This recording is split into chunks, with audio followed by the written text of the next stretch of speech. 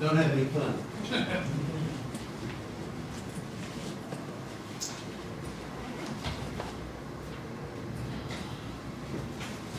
So did you call somebody to come look at your furnace first thing or?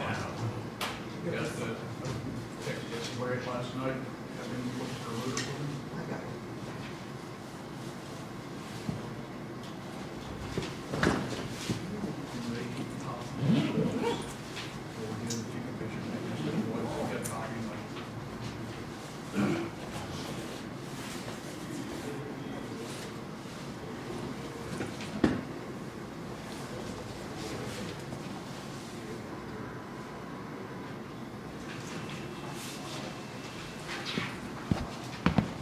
How was your school? It's good. Learned a lot, didn't you? I didn't, you know, I didn't, but most of it was familiar. Yeah, So, oh, yeah. Yeah, you know, it was good. But there's several of them out there that thought they were just gonna change the world overnight, so. Oh, yeah. One of them, no, that didn't work, but it was interesting.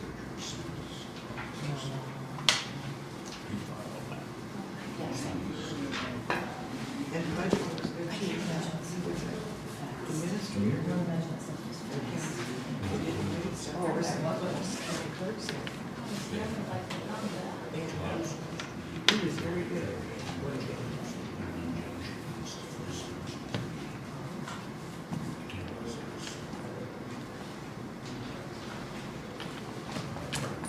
Well,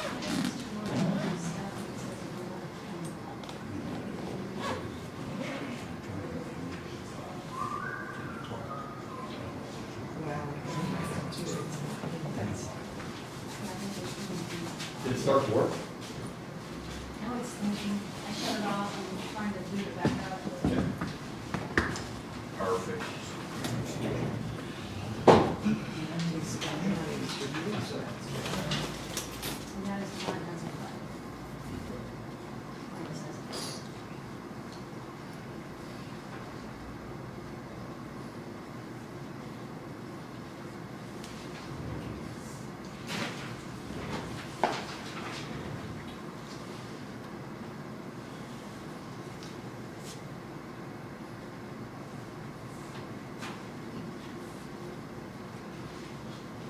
Good morning, Todd. Morning.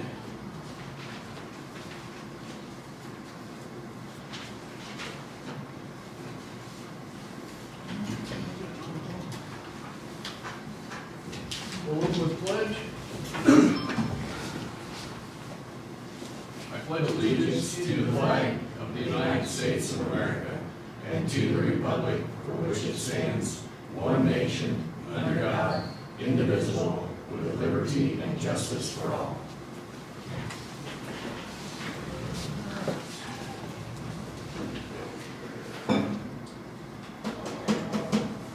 Start off with, we have a resolution number 2025-7 for the Board of County Commissioners authorizing participation in Rural Opportunity Zone Student Loan Repayment Program for the calendar year 2025. I would entertain a motion to approve that. So moved. I second. Been moved and seconded. Any further discussion? If not, all in favor say aye. Aye. All opposed, same sign. Motion passed.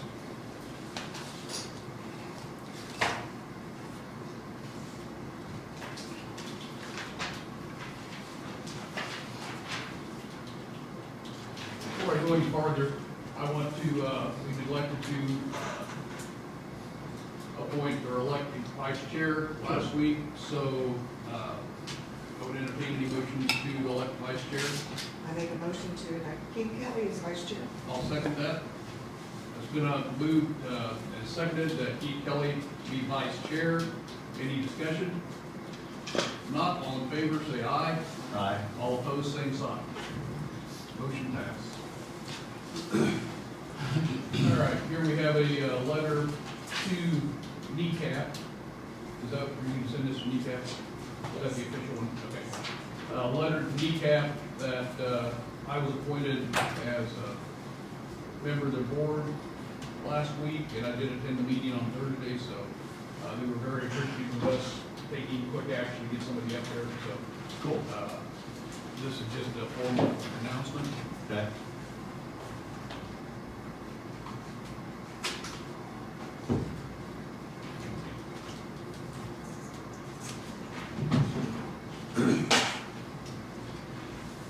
And we also have a request from the Board of Trustees, the Hoyt Rural Fire Department, that we appoint Deb Drescher for a 3-year term as a member of the Board of Trustees for Hoyt Rural Fire Department number 3, effective January 1, 2025.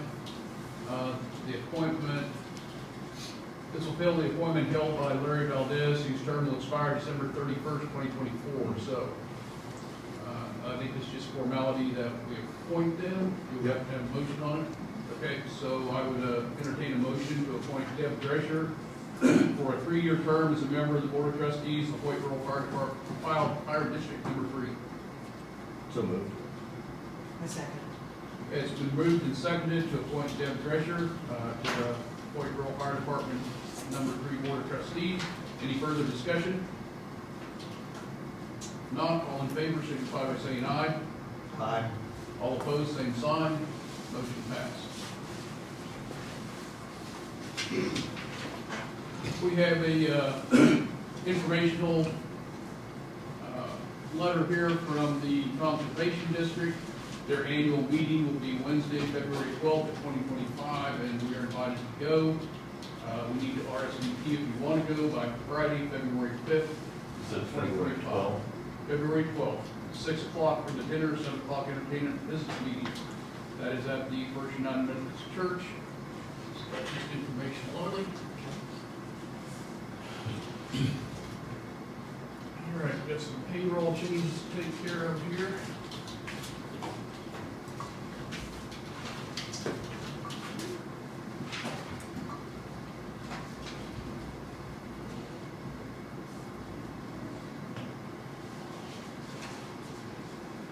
Is this, did everybody get a copy of this? And I just have the one, Okay. and I don't think my copiers are on there. I wrote some, that's all. Okay.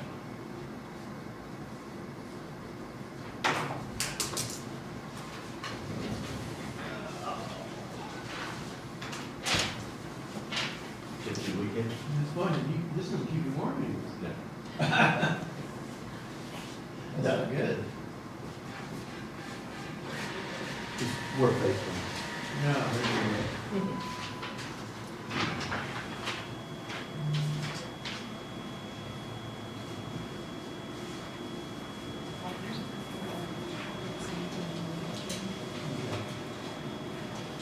is somebody that wants to read in the record, or is that?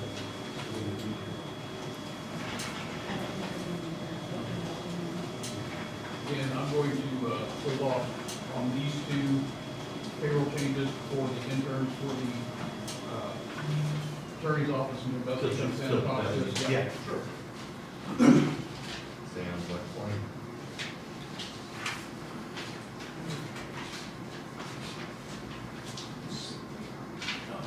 It started working. No, I don't know if you can print it yet. Well, I still can't, so, Aaron, would you see if I can move to All right. So, these data revitalization plans, what do we have to do with these? It's just need to be signed. Those are agreements that we already have. She sent it out, that's what did she? Okay, just signed by me? Yes. Turn up. Okay, all right.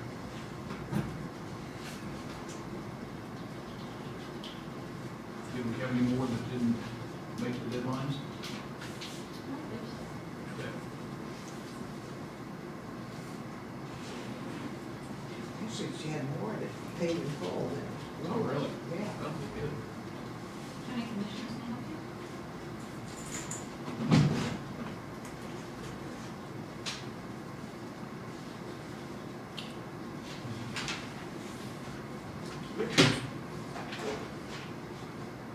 Is that going to be the Keaton issue? Is that the Keaton issue with the appraisal? Okay. Let me do this first, but I think it's still done. You're welcome.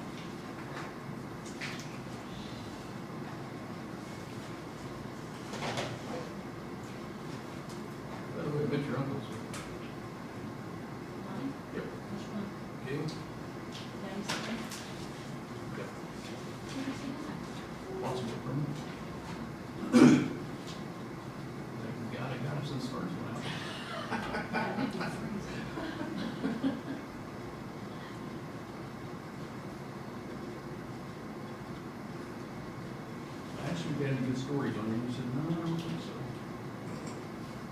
I have to talk to your cousin because that's who I had to contact first. It's going to be such a kid, so. Uh-huh.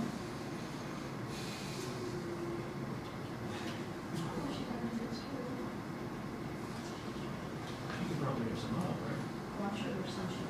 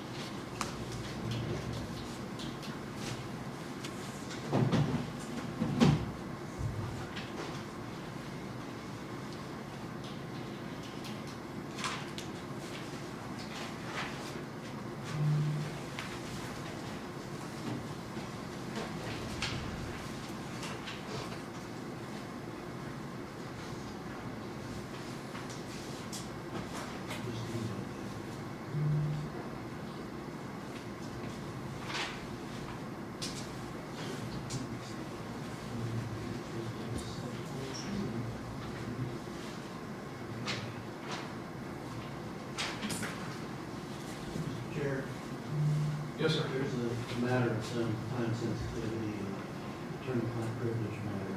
Okay. I don't know what the schedule is like for, can you have that hearing?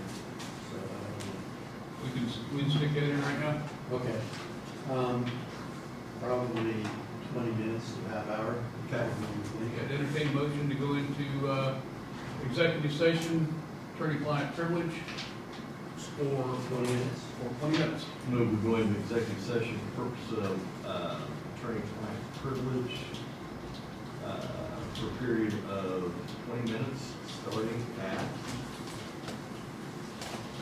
9:10, which is a minute from now. Do I hear a second? I second. And what's the purpose? For discussion of claims against the county. Claims against the county. Yep. To reconvene at 9:40. 9:40. Been moved Or and seconded. 9:30. Yeah, 9:30. Yep. Here in this room.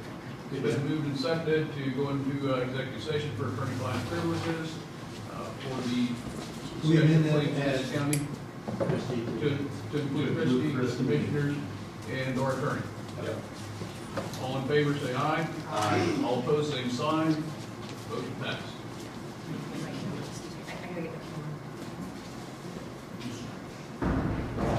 And they had 4 arms. There we go. See, look at this is warm in here. Yes.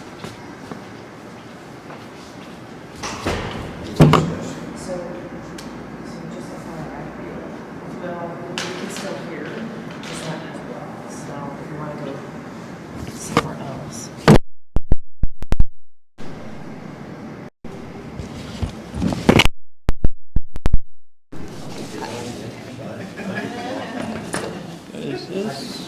This is the commissioner's office. What are you looking for?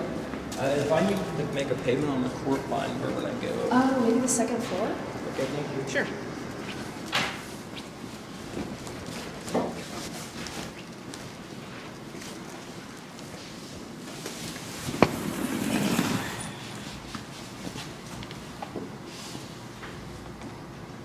Christie, in August, if we get a check from Mid-States Material for reimbursement of, I think it's 15 cents for every ton of gravel sold out of the Denison quarry. I know the year before, they failed to do that on time to remind them. I don't know that it's time to do that priority.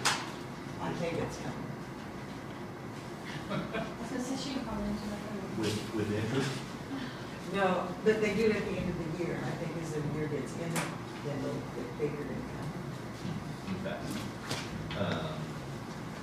But usually we get it in August or September, because that's that's what it's always been, not on a calendar year. But maybe that's changed. In all honesty, Uh, I think it was supposed to came before August or something. And it was supposed to come on. okay, I didn't. okay. This time it will probably come on the calendar. I mean, I think as they've ended this year, then I think they'll figure out what money comes back to town. For the last, Yes. would be actually from August up, August plus. Probably however that works. Okay.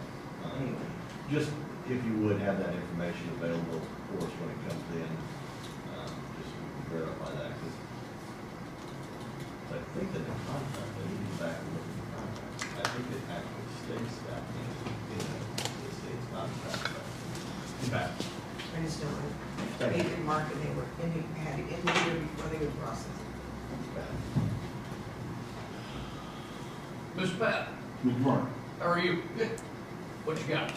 Well, when we was turning snow out here on Circle Drive, one of the operators accidentally hit this manhole out here. I think that's what I'm talking about. Yeah. You had to go find the. Yeah, we had to go find the lid. And I noticed that when we took it back on, that it was starting to get pretty shady at best. So I got hold of somebody from the city and they came in and looked at it and it needs to be replaced. The whole, not just the lid, the cone part, it needs to be replaced. They've got metal ones now that they use, this one's still brick. It's starting to, And so it's our responsibility, yes. And he gave me a list of a couple guys that do that. One was John Howard, the other was McManning. Christie, would we just, that's an insurance claim because, or It's- it's Road and Bridge that caught it. Yeah. And it's hidden by snow, I'm assuming. Yeah, we was, he was Yeah, there on the top. total accident, so, yeah. Okay. I'd go ahead and get a couple bids on it. Get her Let's get her started done. More than likely, Probably have to wait till springtime. probably. Yeah. We're gonna do some concrete work around it too, and I didn't know how far you wanted to go with concrete. If you was gonna do that little area around it, or, And where's it located? In the drive? it's pretty much straight out from here. In the street? No. In the drive. In the drive, in the circle yeah. drive, okay. I would, I guess, my opinion is whatever we gotta do to make it. Yeah, make it right. For longevity. About the same way we did before. Right. I'd get it done right, so we don't have to go back and do it again 2 years, 3 years, whatever. Do we want to put new concrete, just like say 6 foot, I don't know how much you got to dig out. I would go on the recommendation of who's putting it in. Yeah. Because it's how we'll, I don't know, I'm not an expert on that, so whoever is doing it would be better And maybe this. informed than us. Yeah, maybe the city's whole street department supervisor would have a recommendation what they do if something like that happens. But he's the one that gave me the 2 names. Very Because I good. had the city come in and look at it, because I didn't know who's it belonged to, and he did that as our responsibility. Tell them, no, we don't want it. Yeah. But, I mean, it's been getting bad. Yeah. And they hit it, I got to see inside of it.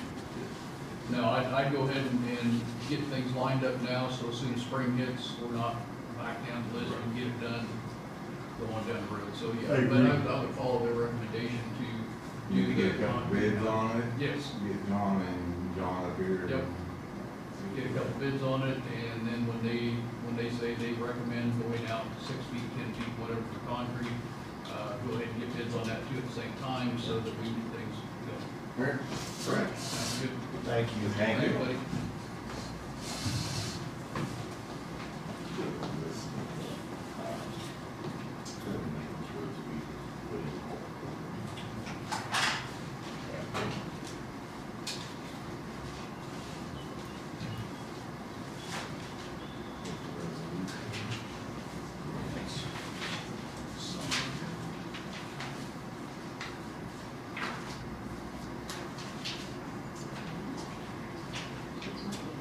If you could email it to me, that's fine.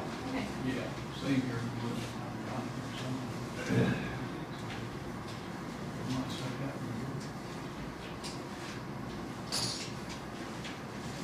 Yeah, there, and like I say, from looking back at the resolution, that's way back when.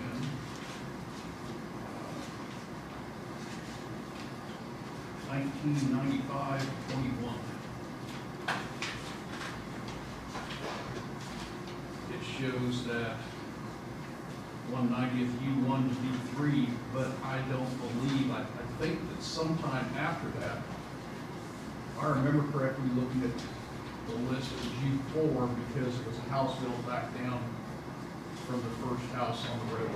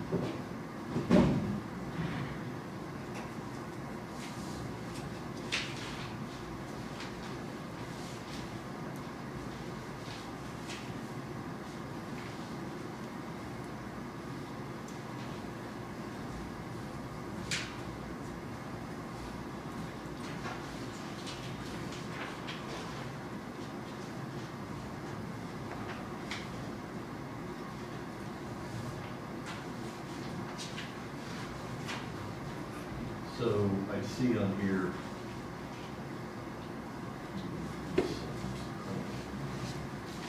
U Road to B7 on 190th. That's it. That is currently. But that's what I'm saying, I believe it is, from what I've read, U Road puts it right at the corner.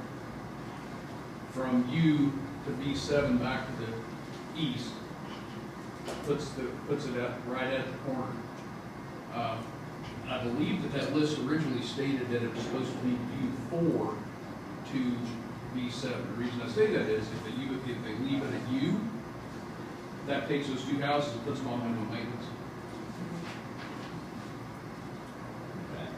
And I have an email, and you guys got it too, from Phillips family, who, that's the two houses that it would affect. Right. And then there's one from Tim Mulroy. Who owns land up across from me. Right.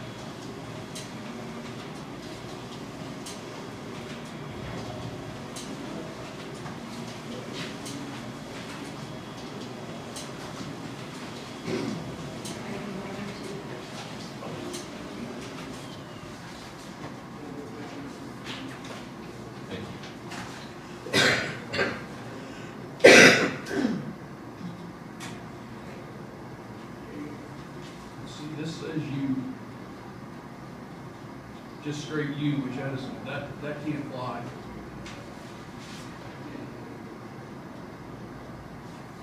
I'm,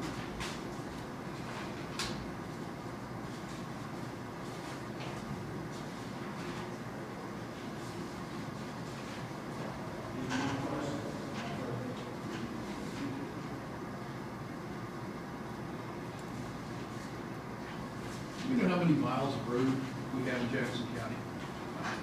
1,100 plus minimum maintenance and gravel. Okay, so if, what I read, 800 miles of gravel, give or take. yeah, well, so we've got over a third of the roads in Jackson County is minimum maintenance. Correct. That just boggles my mind. Why is that? And I think that, you must be minimum maintenance. I think minimum maintenance roads, some of them that we have as minimum maintenance, it just, I don't understand why. I don't know why they were ever put as minimum maintenance. If we have a road that goes to a dead end, yeah, like the one we went out and looked at 2 weeks ago or 3 weeks ago, whatever it was, that goes just off of a minimum maintenance road into down to the creek and ends, I can understand that. But one of them that I saw was 318 off the highway. I think it's 318 off the highway up here. I didn't know it was minimum maintenance road until I saw the new sign. And that goes back up and goes to the house, back this way. there's several along 75 highway down here by Hagan and O'Shea. Yeah. You go west. Go west. That's a minimum maintenance. Yes. So I believe the answer to the question is that the only reason the county ever traveled the road was if somebody built on the road. Because otherwise, how do you want to fund something like that? Well, some of If you take it out of minimum maintenance, then we're gonna be required to put base rock. Right. You're talking millions of dollars. Here's the kicker on that. We had a road that was done that way, one idea. But it was, Due to Denison. Yeah. Yes, the state came in and I did know. it, built the road did as a detour. as a detour, but it was a road. And apparently, from what I was told, Mr. Barnett didn't find anything where the city commission ever received that back as a road. And so he just said, I went out there and few, well, I'll get into all that, but. Right, but, I think what you're talking about is they used that road, the state came in and gravelled it, they used it as a detour, and it was a minimum They maintenance actually road. widened it and built it. It was, right, and once it was done, Mhm. because nobody lives on that road, correct? For the first two houses, from U4 to B7, Right, so there's in two. between, yep, Okay, but once you get past those, it's a minimum maintenance road, correct? yes. And I think, and typically what they would do is go, okay, we're not gonna continue to maintain this road as a gravel road because it was never established by the county commission to be upgraded to a gravel road. Okay. I found maps clear back in 1954, which shows that road was a gravel road. It states that in there? It shows it on the map according to the legend, that Okay, it was a gravel road, 1954, 1960, and on up. If you look at and we purchased the property out there in 2007, okay, and I did my due diligence, looked at everything I could find. It showed it as, there was no minimum maintenance signs up. It showed it as a gravel road on all the maps. Still shows it as a gravel road on all the maps, not a minimum maintenance road. okay. So, I guess what I'm saying is the thing that This is Christie. bothers me the most on that one is the road is the most direct route to Denison. If 16 is shut down for whatever reason, you have to go 10 miles out of your way either way to get to home, to get to Denison.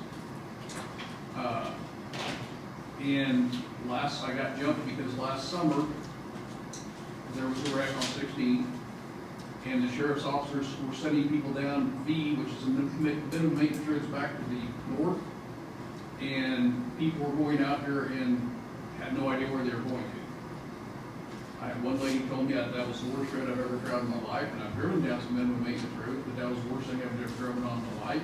And when I got out there, I had to try to figure out where to go. Understood, so yeah, sheriff shouldn't have done that. Right. But he did what he did. But going back to the question of, you don't believe that there should be minimum maintenance roads unless they're dead-ended by, it makes it impassable. So we have hundreds of miles that are passable, but are minimum maintenance roads. How do you plan to fund something like that? And that's the key right there. Do we just start, the ones that there are roads out there that are, Again, how do we plan to fund that? that's what I'm saying. I don't have a plan for that, but, because I've not looked at that hard.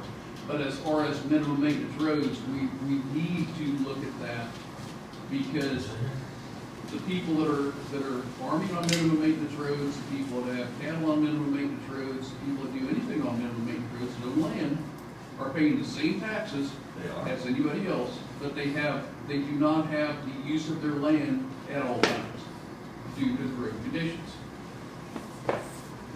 Right. If you don't mind, I think what you've got to conceive of this is first to understand that if there was a road created by the proper lawful process, however that is, that technically it's held in trust for by the county for that purpose.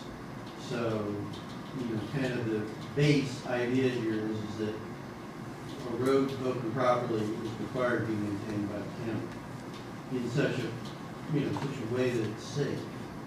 Now, that doesn't necessarily mean it has to be in any particular Yeah. method of safety, it can be really washboard rough and Right. ready, but you kind of, I think to conceive of the minimum maintenance is to say, these are the roads that the county wishes to maintain, but does not wish to expend substantial funds to improve, because technically that duty doesn't just kind of stop at minimum maintenance. It means you're really going to upkeep it. So the idea would be to force the county to either keep a road or vacate it, not kind of keep it in another region where it is open, it is a road and you have rights in it, but you kind of let it go to seed. Sure. So, that's the kind of methodology. So all of this should be, I think they're trying to make a hard choice in some of these businesses about, well, you really can't keep this much amount of roads in good shape, so we need to start vacating things that are on, the roads that are. One of the points about this road here, and I know that we've talked about Delia with one way in and out. If something happened, you only have one way in and out. I'm trying to remember what road that is. Right, so going south on E Road, if the bridge is out, Mhm. they really only have, you gotta go east or west. Right. And it's not very good road. Correct.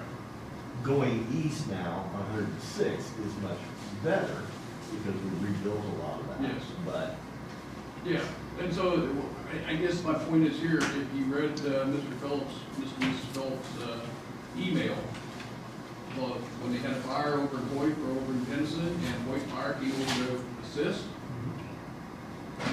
they headed down that road. This was before the minimum maintenance signs were up, because that is a road, and GPS, apps, whatever, sends you down that road. That's the most direct route to Denison.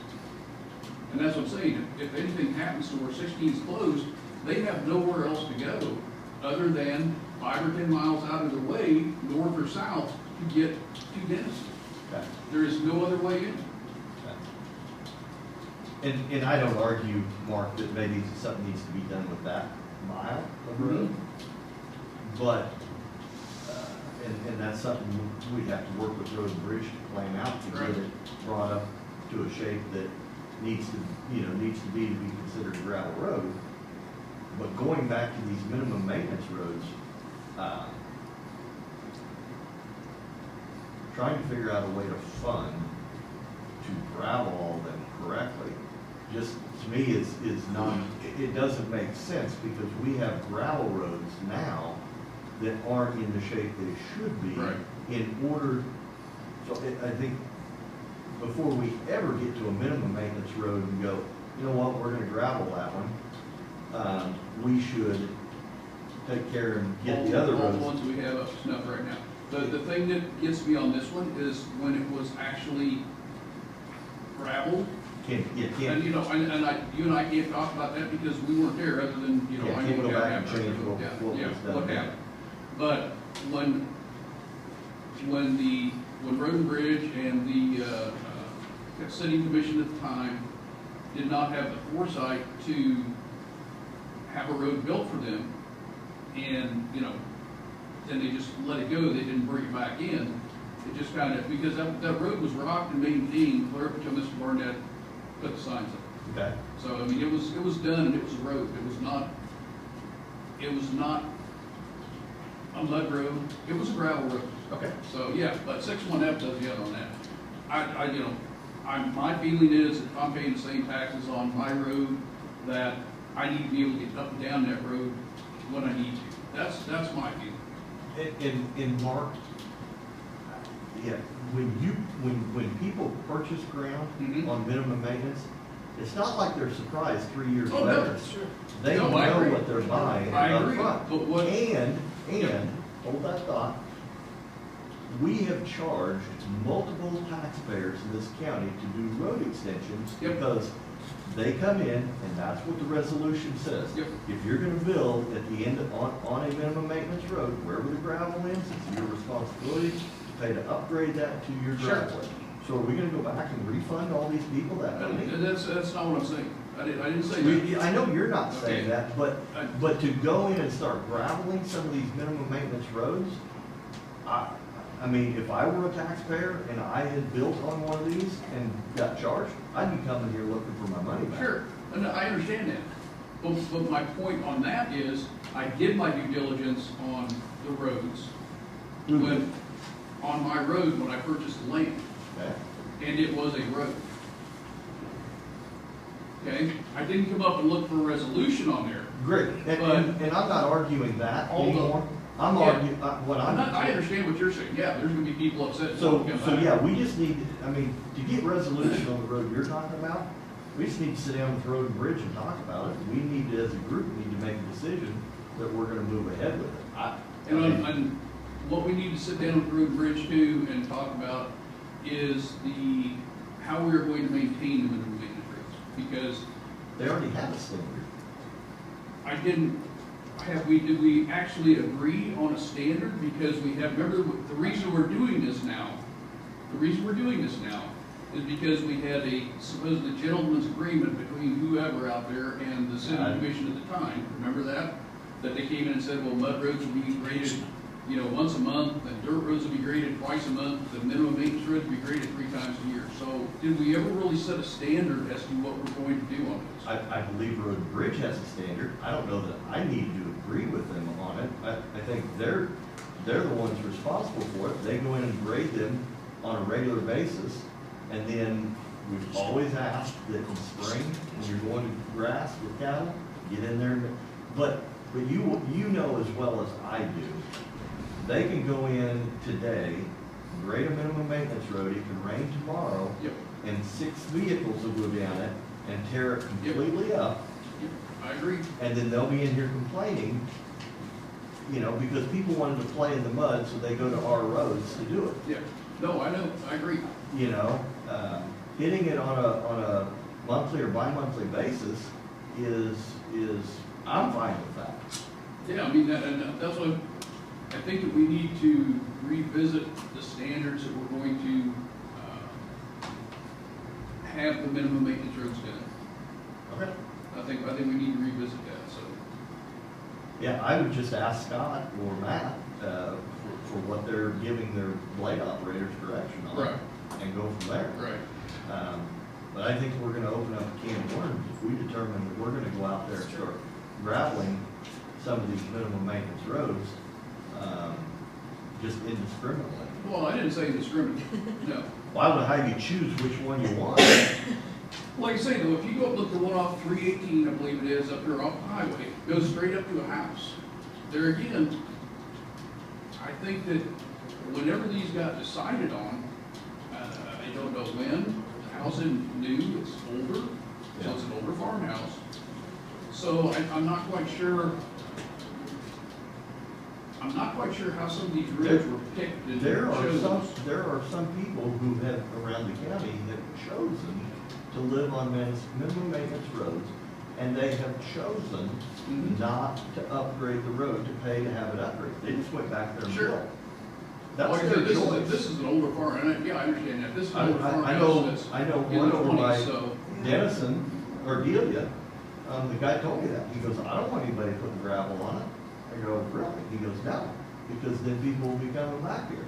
Yeah, Okay, Okay, that's your yeah. choice. Right. yep, We'll maintain it as a minimum maintenance road. right.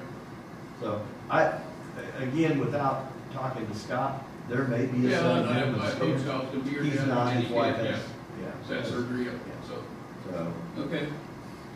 Let's see, minutes.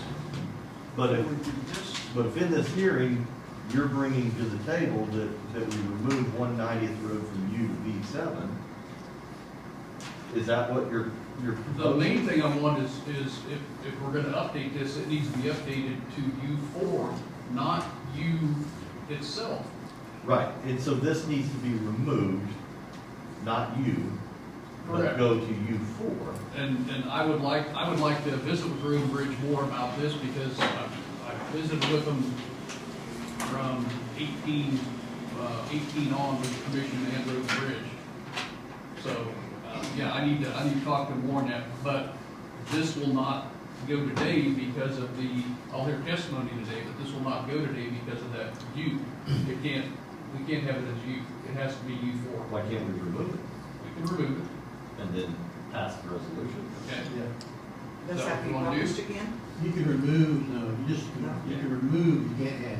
Correct. Okay, So that's, to me, that's kind of the purpose of the hearing. We can go in and remove, if somebody comes in with a valid Yeah. argument, we can remove it, pass the resolution, that way that everything else is updated. And if we want to return to the U and and have we'll it put added, later on. we could have Okay. U4 added, that would have to be republished. Right. And then Yeah. another hearing. But I'd like to say with that, otherwise that leaves those two houses. Is U4 currently a minimum maintenance road? From U4 to V7. It is. Yes. So really, all you're wanting to do is just have U taken off it. You're not wanting to add any road. I'm not wanting to add any road. I would Then- like that one taken off. Yeah, then we can remove it, Okay. All right. based on, the letters that I've gotten. Okay. Valid argument. But then a meeting, I think then either Then we you need to go to Road and Bridge and see or what. have them, Yeah. just let them know that what information you want for next week's meeting. Yep. And we'll spend some time talking about how to approach that road. Okay. No, and that's fine. If that's the way that we handle it, because I don't want to have to do the whole thing again. Yeah, I don't either. So that would be.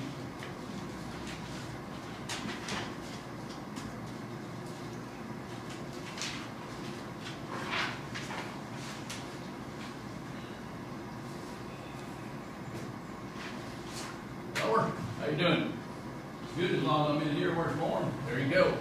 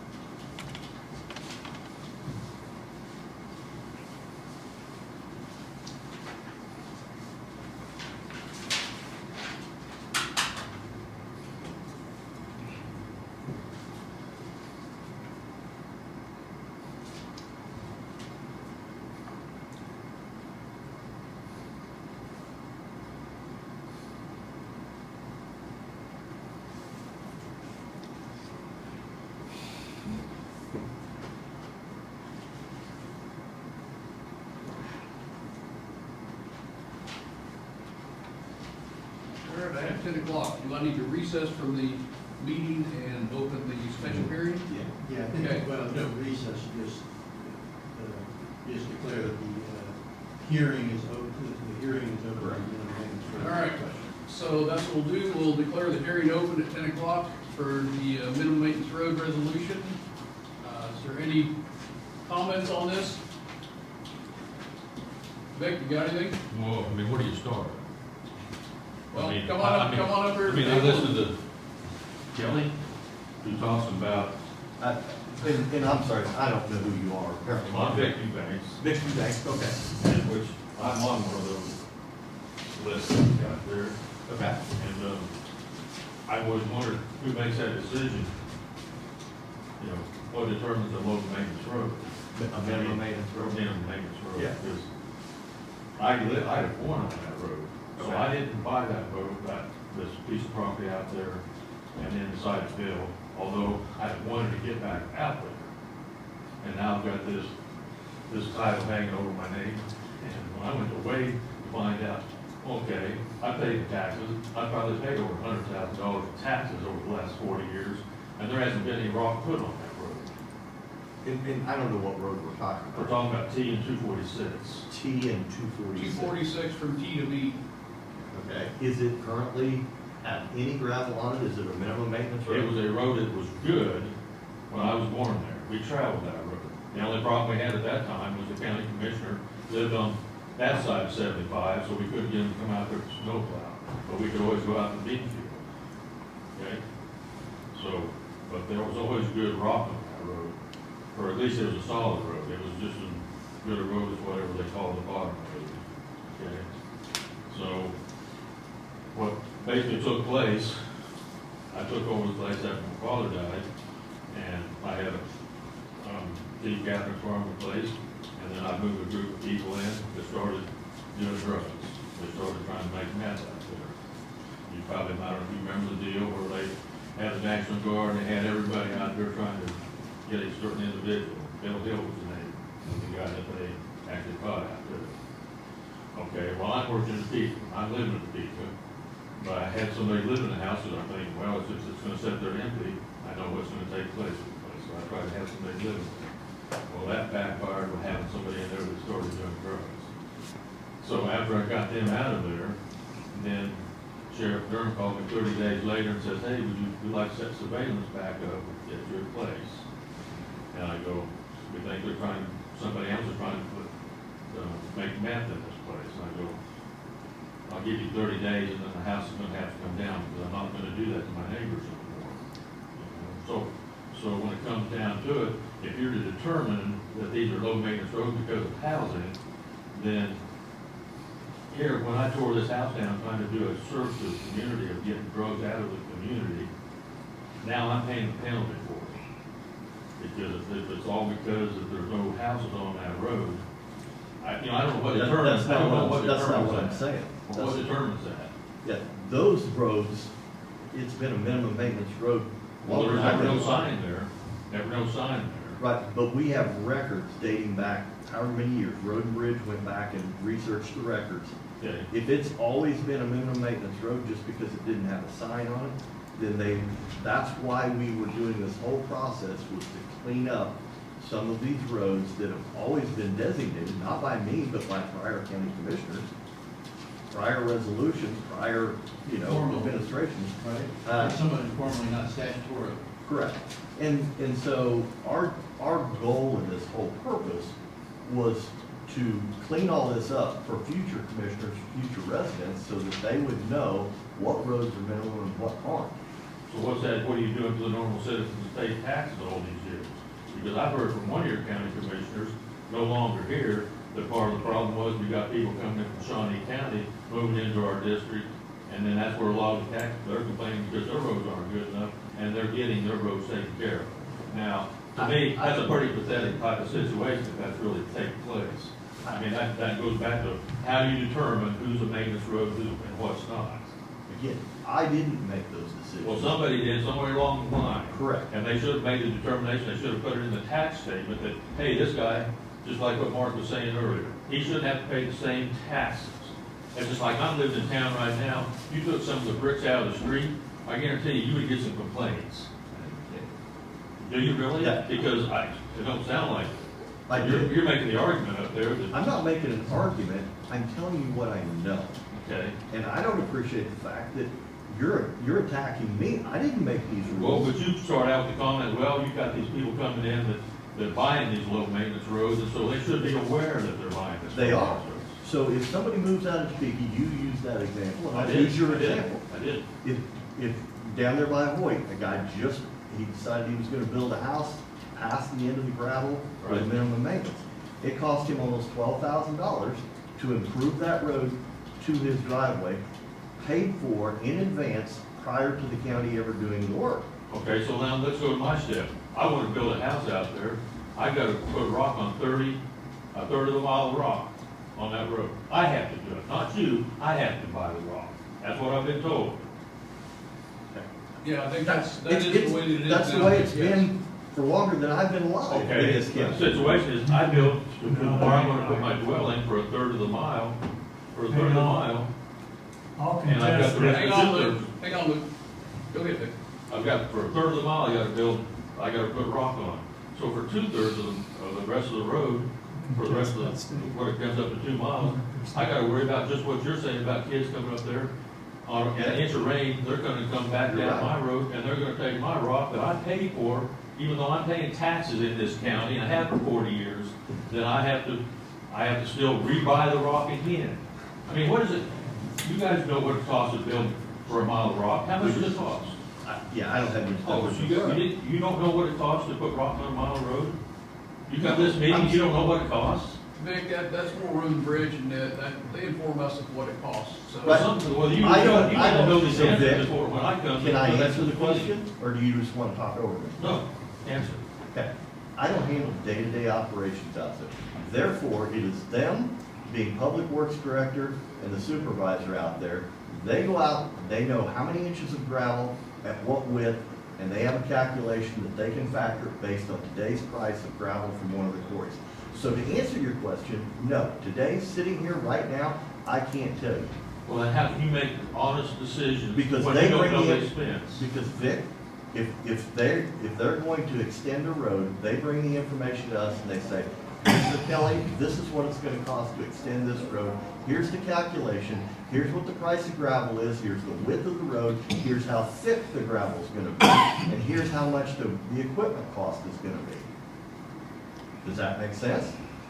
No, to me, 'cause you ought to know them things when you come into this thing. I mean, I don't know, to Okay, me, that's all right. that's a simple thing, you should know. Well, Yeah, that's just great. the thing, we can't quote that, off the top of our head. Well, you ought to have an idea. And I don't know what gravel's costing today. I mean, you're the one to determine whether it's gonna be no maintenance or low maintenance. I mean, Based on the information that the Public Works Director and Road and Bridge, we hired them to do this. That's what they're hired to do, right? I guess, I mean, I There's no guess I don't get to see them, so I don't know. Well, I you mean- could stop in, Scott talked. Oh, I know I've been out there, but I don't see their equipment out there.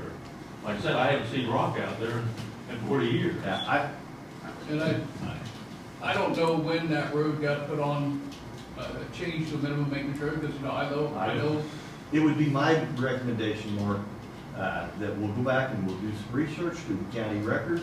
We'll try to find out if we know exactly what road it is. We will try to do some research. We'll go back as far as we can possibly go through county records. I've done this before. Come in and sit down and gone through the minutes, the resolutions, all those things, and we'll try to figure it out. That's the best I can do for you. At this point in time, I don't have any other information. I didn't make those decisions 40, 50, 60 years ago when the county was established. we'll Is that- go back and do some research. would you Vic, and agree see to if we that? can Find out what's going on, I don't when it know. was changed. So what's gonna happen? I mean, what do you agree? I with? just told you, I There would was a go research back, road, and we will go back and we will research and try to figure out why your road, why you're saying it shouldn't be a minimum maintenance road. We'll go back and try to find some information on that. Well, that would be helpful if you could, somebody could sit down and tell me why it's a low maintenance road, because if there's not houses on that road, then my next question is, when I see houses that are put on a mud road, or when they have rocked a mud road, I'm thinking, okay, well, there's no houses on that road. Why did that road, that's less than 2 miles from me, why did it get rocked and I did? Is it because, do they know? I mean, I don't know. You'd have to give me an example and tell me I what don't know road, the name of the road, it's what Bohannon's Road. road was rocked and it was not to a house. It was currently a minimum maintenance road and we extended it Yes. with gravel. Yes. You'd have to give me those and Yeah, we'll let me find know- out, let me because know it the shouldn't road. be. That's what I'm trying to get across to you, it shouldn't be. Based on the records that I've gone back and looked through the minutes from in the 70s and the 60s, anytime somebody wanted to build on a minimum maintenance road, they had to pay for the line extent, or the extension. It's no different than rural water districts. If you're gonna build at the end, and you're gonna be a half a mile on down the road, and there's no line there, you foot the bill for the line extension. The line extension becomes the property of the rural water district for future maintenance forever. It's the same as with gravel roads or minimum maintenance roads. Once you've paid for that upgrade to that road, that's the policy that we follow. Your particular road, I don't know without researching. This is the first I've ever heard of it.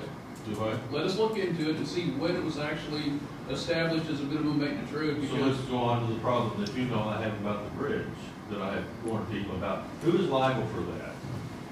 I'm not liable. I don't know for it. what It's a bridge county we're talking road. about, and I don't know what the problem is with it. that's the bridge I took Linda down and showed her that there is off to the sides, it's washing out and it's washing into the road. And what Vic was concerned about is UTVs or ATVs coming up down the road and going from ditch to ditch and hit that, flip it, and there they go. So Why? Because you don't have nobody going down there with with the thing cleaning up the sides of the roads or whatever. So they can't see it. There's grass growing up in there. I mean, I've told Mark about that. How long ago, Mark? that was last summer we went down there. We went down there, and I'm thinking, okay, And well, I took the responsibility to make sure that somebody knows about this, but your guys are good about putting signs up, but yet there was no sign, there was no block, no nothing put up in that area.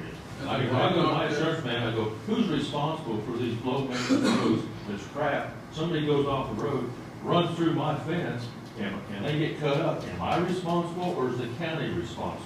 What road is the bridge on? That same 246? 246. And I had taken Linda down there and we went through there and looked at it and she was going to put that on the list to get done. So whether or not it got put on the list, that's something we're gonna have to check on too. Okay, and that's that the lady that no longer works there? Yes. 246 between what and what? T and B, I guess. T and B. T and B, T-Tom or P-Paul? I think. T-Tom. Tom. T-Tom. T-Tom.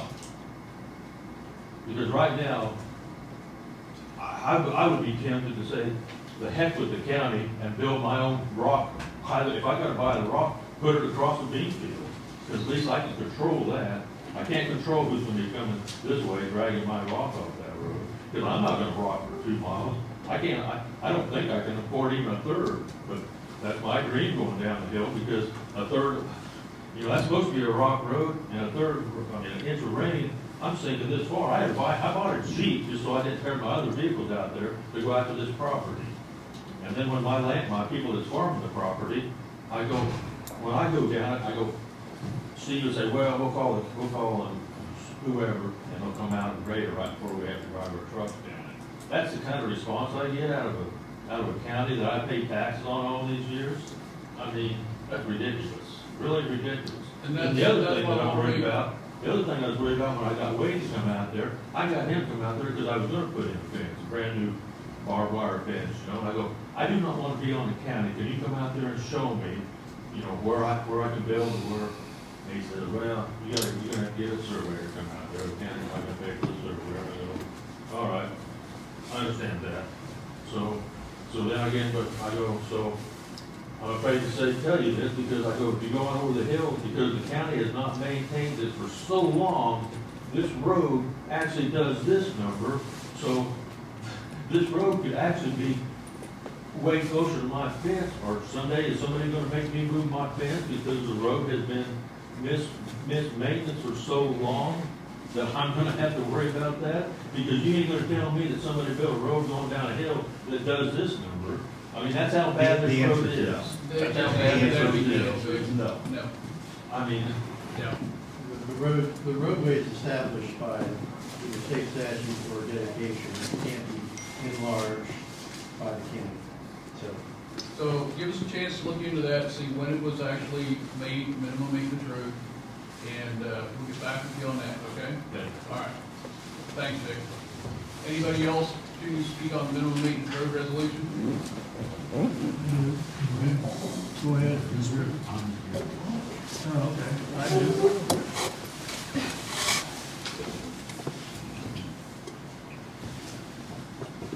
Morning. Good morning. I guess my first question, Would just state your name, just. Louis Rockford. Thank you. I guess my first question is, I want a definition of minimal maintenance. What's that going to mean to our road and bridge? What is that? Minimum maintenance means that they're not gonna put gravel on it. They're not gonna go down it the same that they would a gravel road that is either considered an FAS route, a secondary route, or a main route. So those roads, those gravel roads are maintained on a more frequent basis than a minimum maintenance road. Is there a guideline for those? Guideline, I mean, in other state words- statute of some sort, or a No. resolution? Our county Do we have any kind of guideline for We it? do. Okay, so what is that? So the guide, I just told you what the guidelines are, is to go down those and blade they'll blade the ditch if there's ditches across those because of washing. If, UTVs have gone down there and tore them all I'm up. on the gravel road right now. Okay, thank you for clarifying that, Yeah. because no, you didn't. On the gravel roads, just what are the rules for They our? have the book out there that states all this. Luke, you come in here. I expect the people that are in charge to know. I don't handle day-to-day operations, I've told you that many, And how, many times. how can they run themselves if you guys can't run? We have a standard, and the standard, I've got the book, actually, I think the book's Yeah. at home right now, Yeah, so I don't have. the Luke, book. I've told you many, many times, we as a commission, we hire people to run departments. I don't know what So the. do they make all the decisions? Can I finish? Yeah. Okay, so I hire the people who run household hazardous waste. We hire, as a group, the people who run the landfill. I can't quote you the statutes and the standards that they use to maintain that landfill on a day-to-day basis. That's not my wheelhouse. My wheelhouse is to make sure that they're doing their job and it's in doing it to the best of their ability. But you expect us to know every detail about roads. And what I'm telling you that's not our job. That's called micromanaging. If I hire a public works director and a maintenance crew, that's their job. And so you just said that I'm to make sure that they're doing their job the way they're supposed to. Correct. Okay, so how would you know how to do that? I drive the roads, I go out and look at them. Again, Luke, you look at a road, and a lot of it is common sense. Are the ditches being cleaned? Does it have crown to it? Are they keeping the gravel in the middle of the road? Are they blading them in a regular basis, a schedule? One of the things we're doing and that we're going to do is put GPS on all the graders. What that's going to allow us to do is we will know whether somebody's telling the truth or not. We get a lot of phone calls and people call in and say, nobody's been past my house in 6 months. So with GPS, we will be able to go back and we will be able to track what speed that grader was going, whether the blade was down, what RPM the machine was running. So we're gonna be able to track that. That way that we can verify to the public that roads are getting bladed in a regular basis. We have always, in the last 4 years that I've been a commissioner, Luke, we have set the standards. I'm the one, as a commissioner, who brought the state, who's an engineer out here. We asked him to drive these roads with us, then we asked him to work with Road and Bridge, Scott Kiefauer, to set up a set of standards. Prior to me being a commissioner, Luke, there was no set of standards. So you had people in the north end of the district, they blade their road the way they wanted to. People in the south end of the district, they blade their road however they wanted. You go over by Delia, that guy felt like blading his the way he wanted to, that's what he would do. But now we have a set of standards that are given to us by LTAP, and that's what all of our blade operators have been trained on. Our new blade operators are trained on them. We go through annual training with people, and then we have people who hold them accountable. What that means is, if a supervisor drives down a road and looks at a road and it doesn't have enough crown in it, because the blade operator has taken the crown out of it, then there's a conversation. If they're not doing their job, they have people who will go out there and they will oversee that. That is not my job. That's not what I'm elected to do, is go out. I don't go down to the landfill and make sure that he's meeting his covering the landfill on a daily basis. That's not my job. We are legislative, and that's what we are set up to do. And I know you don't agree with me on that. You're right. Yeah. I don't. So look at this that way. I couldn't sit in your shoes and not know what was going on. You're saying I don't know what's going on, and I do. No, you don't. Okay. Well, we'll How many agree. roads, how we'll many roads agree. have you drove down in this county and know anything about it? That's too open-ended of a question. I know. Thousands, I've driven up and down these roads, so don't sit there. I don't appreciate the fact that you're gonna sit there and say that I haven't driven up and down these roads. All I of them? do. I've been down, up and down every road, all 1,100 miles, no. Have you? Have you been up and down? I've been down a lot of them. I have too. Yeah. And when there are issues, Luke, there were issues over around the Delia area. I drove over there and I drove those roads. I drove down and met with farmers Sure. on minimum maintenance roads, and I met with them in the middle of the road. So we had a minimum maintenance road down there. Guy couldn't get his sprayer down there. So one of the things that we did, instead of hiring more employees, Luke, to go down there with chainsaws and cut trees down, we went, no, let's work smarter, not harder. So we purchased a piece of equipment that goes on the end of our hydro hoe that 2 men can go down, unload that hoe, and they can go down through and clean those trees. Now we just freed up 5 other employees to go do something else. That's good. So to say that I don't appreciate that, because I do. I get out and drive a lot of these roads. Several times as commissioners with Christie, we've gone out and driven these roads, especially when there's an issue. I understand, when there's an issue, you do go see it. And we go, And it's brought to And your we attention. drive. and we go drive too. when there isn't When an there isn't an issue. issue. And you expect the public to tell you where the issues are. That's- I don't expect, I don't think that's expect, the rule I have heard, well, is call in and tell them where our problems are. if Luke, you're driving down the road and you see something, yeah, as a good citizen, I would call in. And I have. Great, thank you But for I don't doing think that. I But should you're call not the- myself, I you're- don't think I should have to tell you. Your people should know. And what I'm trying to say is that people, integrators and people who drive up and down the roads, the dump truck drivers, any of them, they know and they understand. If they see an issue, they're supposed to call it in, they're supposed to let people do. No. And we have call logs that show that. And if it's something that the grader operator's running up and down the road and he needs to take more time to fix That's the problem exactly that he sees right then, he's perfectly fine to stop right then, fix what he sees, because we don't require X amount of miles of road a day. That's good. If they see a problem, they're I've told you that, I've supposed to told you fix it. that before. We've been over all this before.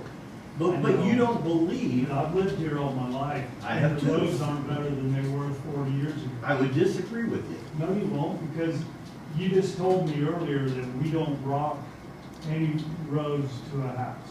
You No, I told didn't. that man No, there. I didn't. You said That's that- not true. You said that we, in my lifetime, we have never put rock onto the guy's house.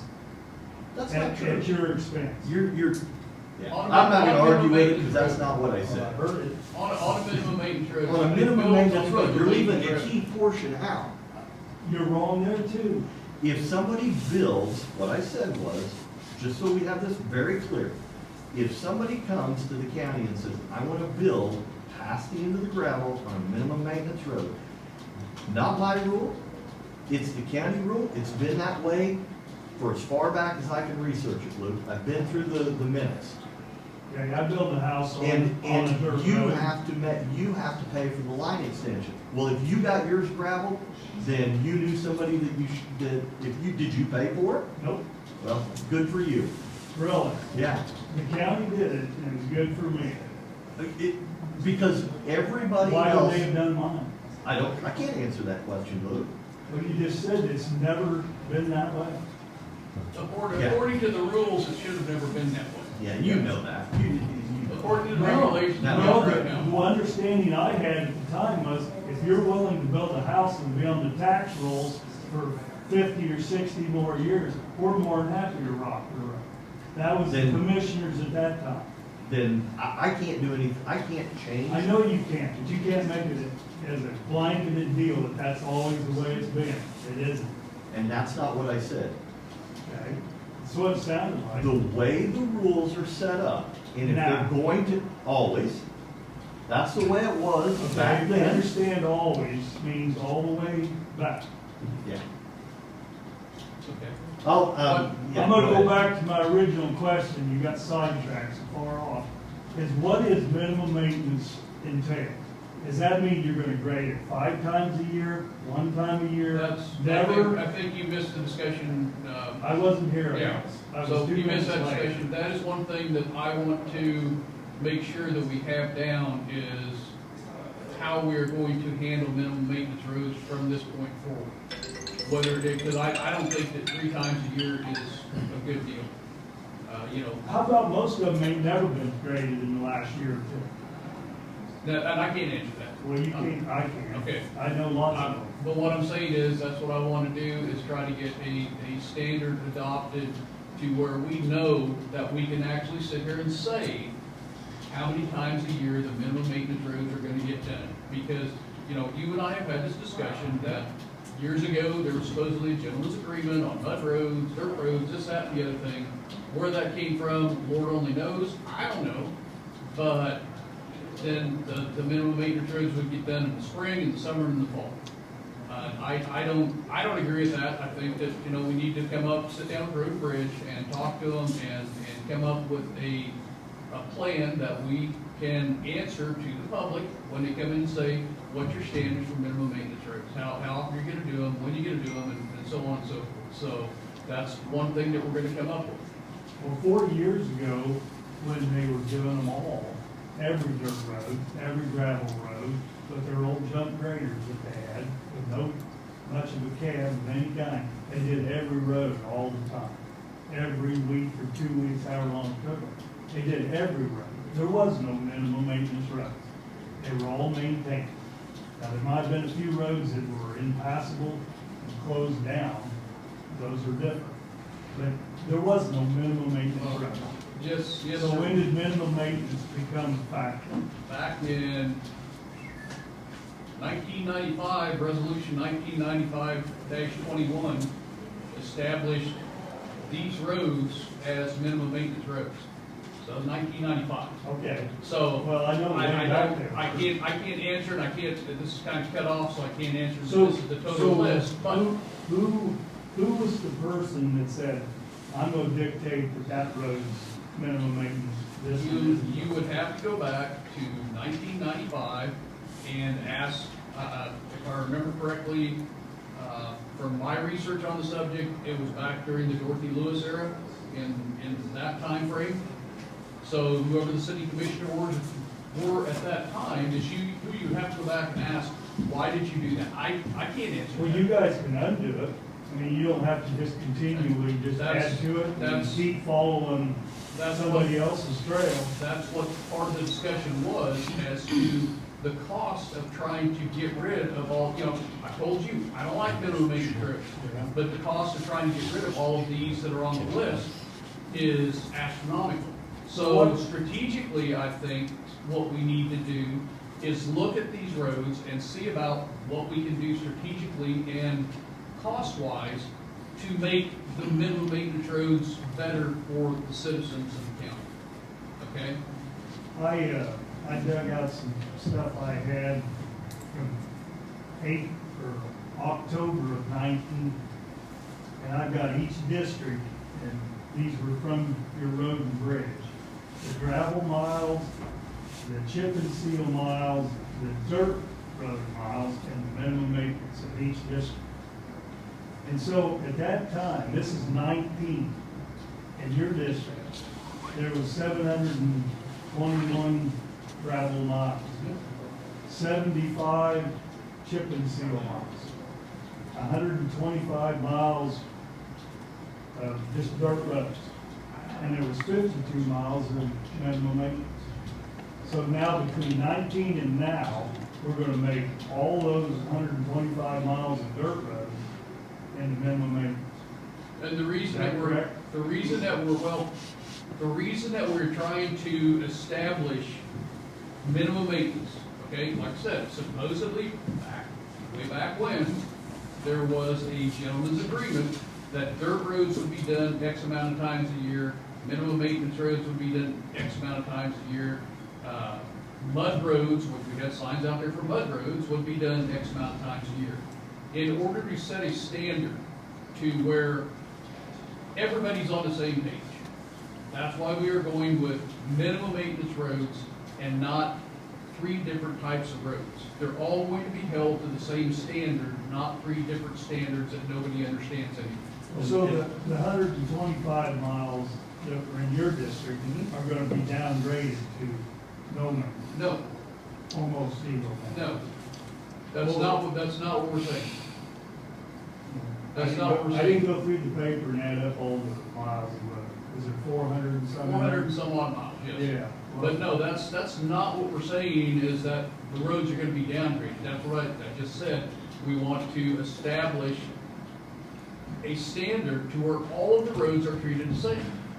So, right now, if we go from minimum maintenance roads being graded 3 times a year to they're graded bi-monthly or something like this, that's an upgrade, correct? Yeah, it would be. Okay, so we're not downgrading anything. We're trying to set a standard so that all of the roads, the dirt roads, minimum maintenance roads, mud roads, are now grouped as minimum maintenance roads, and they will all be handled the same, not 3 different ways. The other portion to that, Commissioner Pruitt, is that by upgrading and putting these signs on these roads and travel at your own risk, now that gives our sheriff and his personnel the authority to write tickets to people who drive down them and get stuck in their four-wheel drive pickups that are out playing. Before that, if it didn't have the signage on it, we had no, or he had no authority to do so. Why is that important? Why is that important to anybody? So Luke, you don't think it's important? No. Really? So you think those roads should be open to anybody to come tear up and play on? I suppose so, if they're paying taxes in this county. How do you verify that, Luke? I don't know. They don't have driver's license. You'd have to be there to see them. Do it. See, it's that kind of logic that I don't know how you have a conversation about it. You're not gonna grade it anyway, so why does it matter? I mean, You're right, I'm not gonna grade it. No, nobody Road and is. Bridge will. No, they won't. Yes, they will. Okay, Okay. that's what we're trying to get that established. I mean, you sit here I just said and that. tell me that they're not going out and blading Do these you roads, wanna and I go see know some they are. roads that haven't been seen in Yeah. 3 years? And Luke, what I'm I'm telling seeing you it. is, when these guys go down these with groups of 5, 6, 7, 8 UTVs, they get in the ditch, they tear them up, they do donuts, they tear these roads up. We could have graded that road the day before, then it rains, then they go down it, and now we gotta try to wait for it to dry out, and you call up and say, I can't get down it because the ruts are so deep. It may not be you, but that's what we hear from other farmers and people in this community. What about the farmer has to tear it? Then what are you gonna do, ticket him? No, Luke, we're not Because he gonna, wasn't Tim's playing. not gonna write him a ticket on his tractor. I wouldn't write down anybody.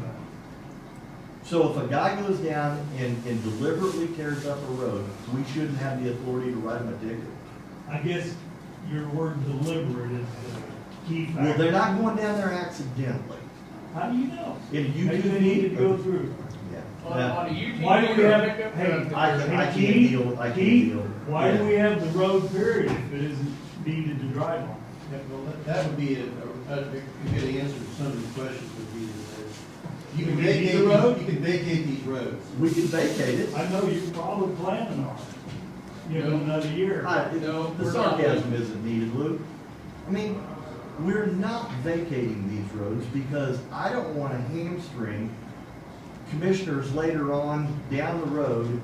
So if you're 50 years from now, you may or may not be here, and some of the property that you own that is on a minimum maintenance road, if I vacate that and somebody wants to build a house on there, then they've got to petition the commission to come in and have that road completely open back up. Some of these roads, we just closed the road because it made sense to close the road, Not vacate. not vacate it. Okay. And we're getting ready to do another one because people were driving down there, getting stuck, cutting the man's fence, driving out his pasture, turning around, using wreckers, and then coming back out. So there is a common sense that falls into some of There this. is a difference there between cutting his fence and going in his field versus just going down the road. But if somebody is going down there with the intention of getting in the ditch and tearing the road up on purpose, because it's fun, I guess there's some of that, I don't know. There's a lot of. Well, really, I can't believe you There's a don't lot of agree those. with me. Come on, at least we can agree on that, can't we, Luke? That they're doing this a lot? Yeah. Yes. Oh, I mean, we got a lot of dirt roads up in our district. so do we. see them all tore up. Really? No? Yeah, we do down in the south end, there's a lot over by the Dewey area, they get tore up.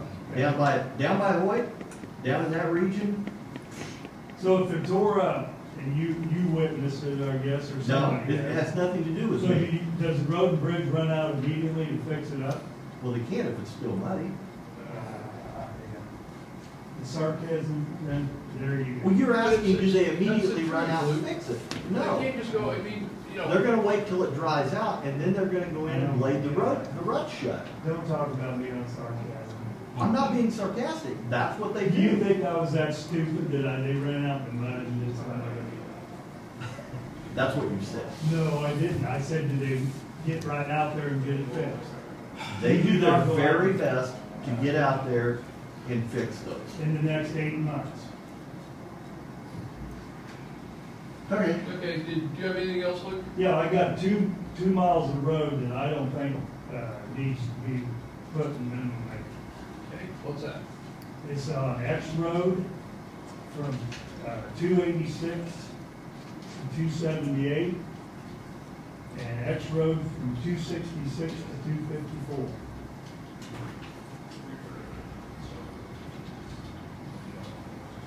In fact, we're gonna Say go those rock. again, say those again for me. X Road from 286 to 278. And X Road from 266 to 254. Okay, we have down here X Road from 277 to 286, not 78. It's 78. Okay, It's just a this. They're all in eights.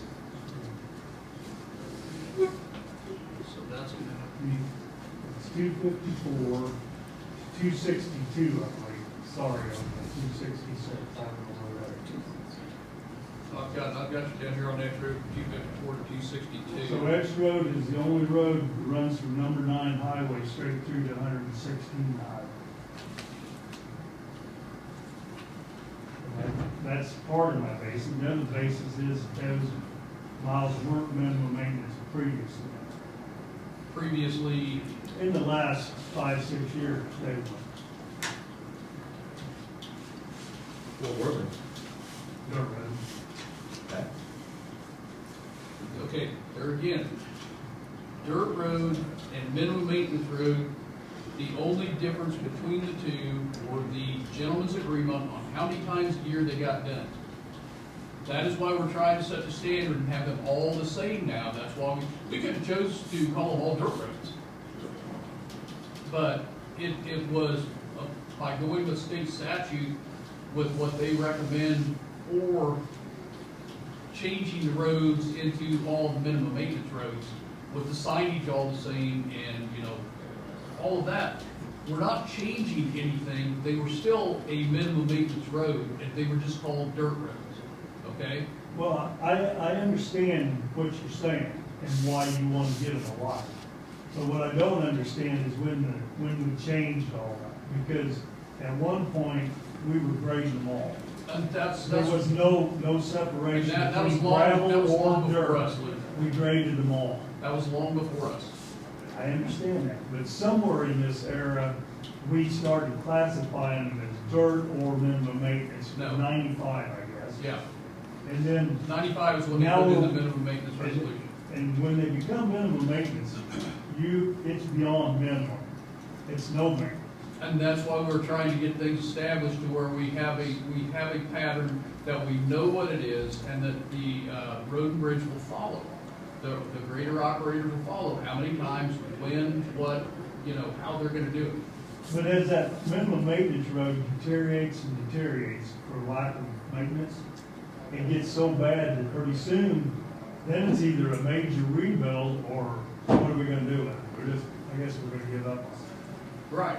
And So- sometime way back when, they were differentiating between a minimum maintenance road and a dirt road, and how many times they were gonna do it. We're trying to bring everything back in and rein everything in to where we can get it on I a fully understand consistent basis. what your basis is, but what I'm getting is that minimum maintenance means that we're not maintaining. No, that is not it, that is not at all. Well, but I'm telling you what I witnessed. That is what you've witnessed. So you are Hold on, gonna, Luke, that is what you have witnessed. in the process of passing this resolution you wanna do, is it gonna come along with a standard?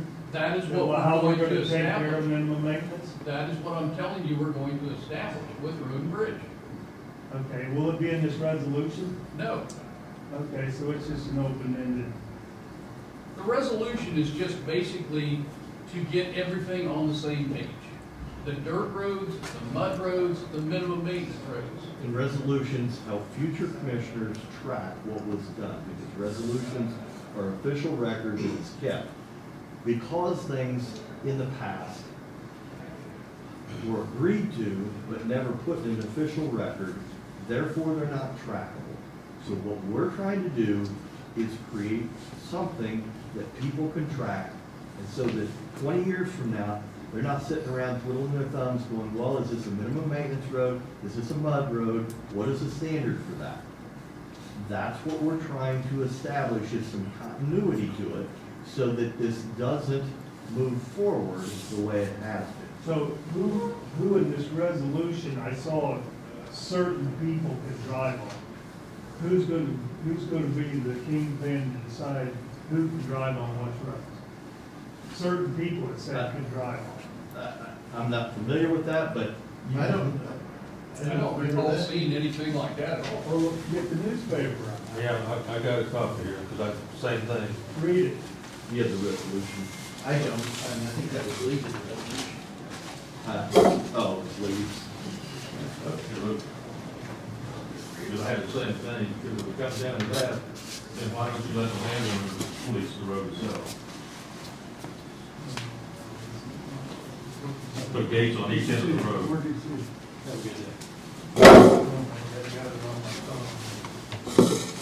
The end of the road. Is it in an article? Yes. Or is No, it, It's quoting the state statute it's quoting a state right statute, here. not what's in the resolution. 68,5102C. I'm looking at the resolution right here. You see what roads, what part of roads. Now therefore be it resolved that in accordance to blah, blah, blah, blah, blah, and Exhibit A attached hereto are deemed to be used only occasionally or is used only by a few individuals. As such, said road qualified for designation as minimum maintenance roads.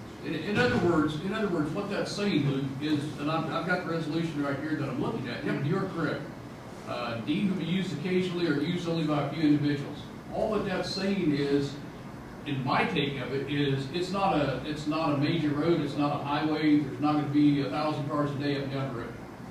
Well, the way the resolution doesn't forbid anybody from driving on it. It just No. says that these roads, by this hearing and the evidence presented to this body, are roads that are not frequently traveled, or only occasionally traveled, and therefore are of lesser, importance to the. It's no different than secondary roads and main roads. The designation that we use, and Road and Bridge uses, we have FAS routes. Those are to be cleaned when in snowstorms first.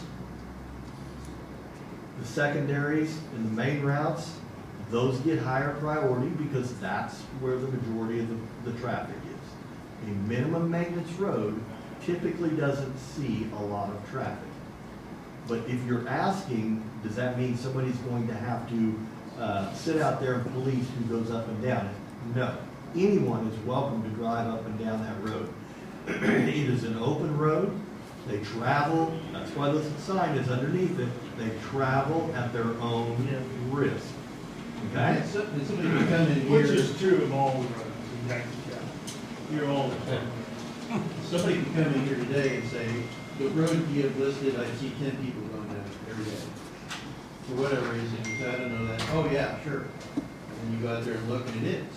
So then you say, well, this is off that list. That's not, you just travel too much.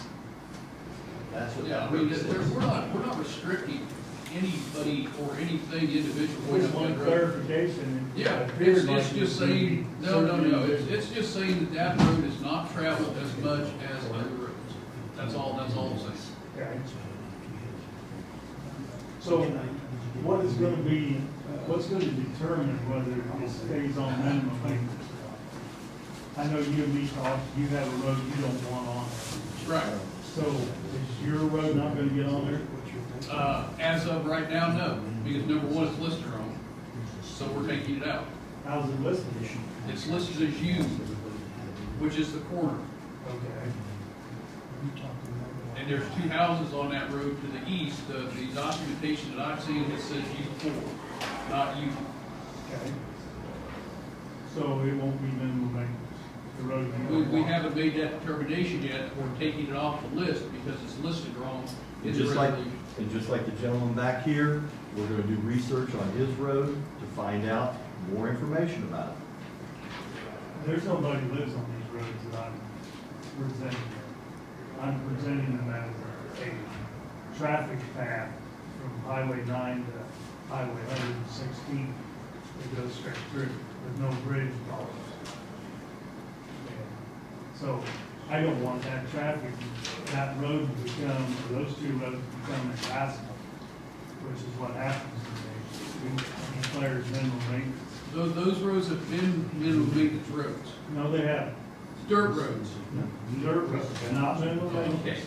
They got a sign on them now. but Okay. They didn't have a sign on them, and I verified that they weren't previously when the county went up, there were two graders and reconstructed that road from 286 to 278 completely about 6 years ago, whenever Dan Barnett was there. He researched and said, no, this is a minimum maintenance road. They rebuilt that road from one end to the other. With gravel? Huh? With gravel? No, shaking. Back to usable condition. Then it's been neglected. Okay. Forgotten. And if you remember at the beginning of our conversation, we were talking about dirt roads, mud roads, minimum maintenance roads. Three different standards that you're trying to hold people to for grading the roads. So that is why we're lumping them all together under minimum maintenance roads. Just because we're calling it a minimum maintenance road now does not say we're going to neglect the road and never touch it again. Okay? I know in your experience, and in my experience too, Yeah. there have been roads that are minimum maintenance roads that don't get touched as often as they should.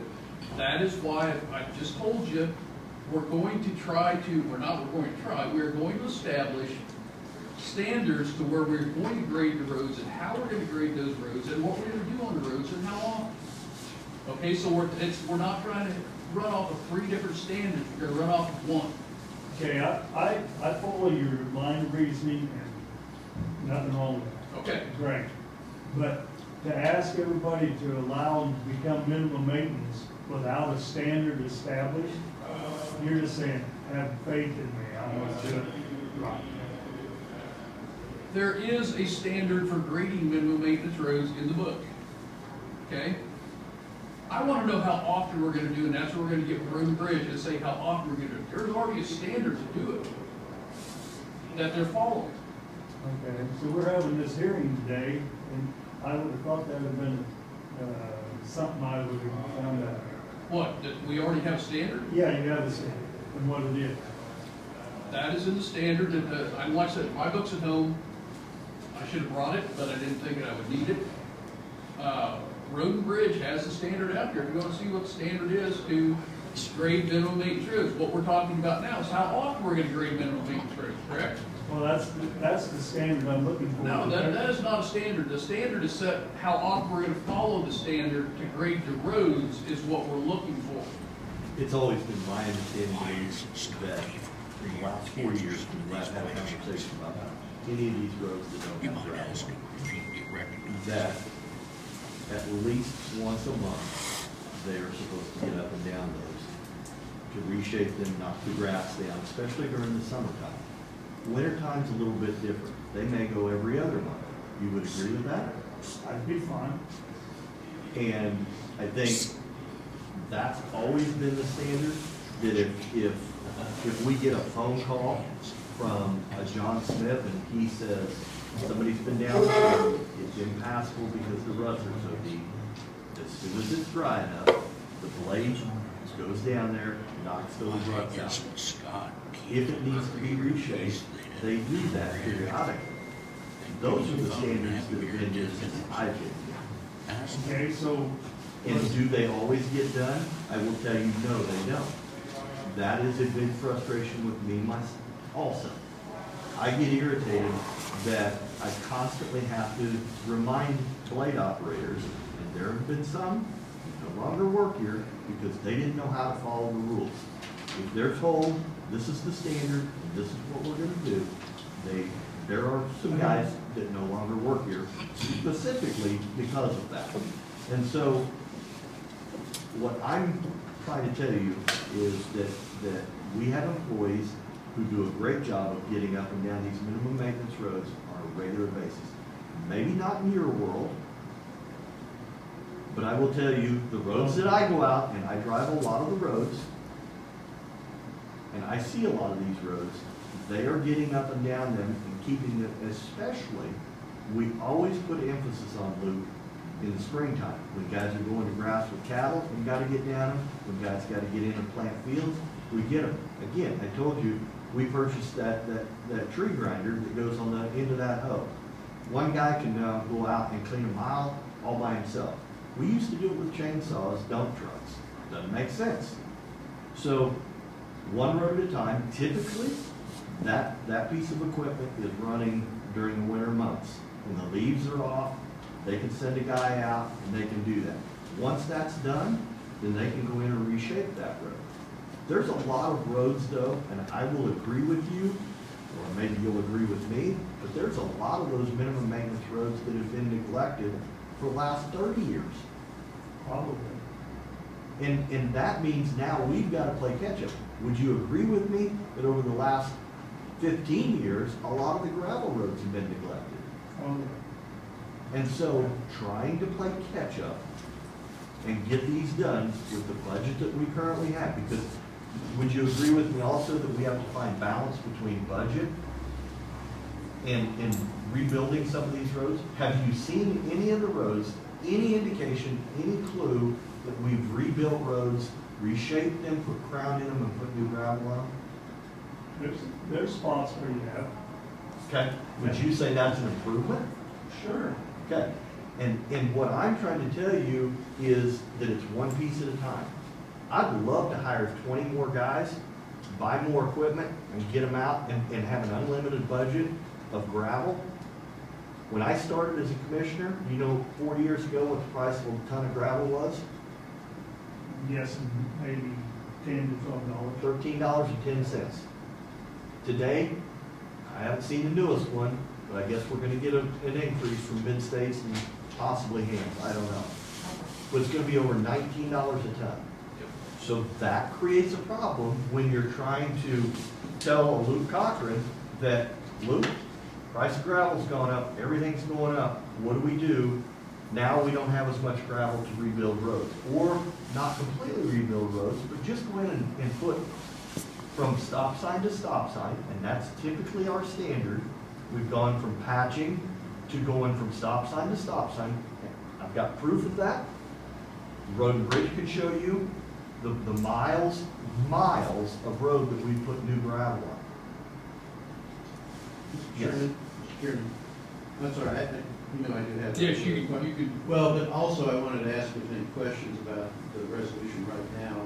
I wanted to note for the record, for the minutes, that you guys have reviewed the comments of Mr. Mulroy, is it? Mr. Mulroy and Mr. and Mrs. Phillips.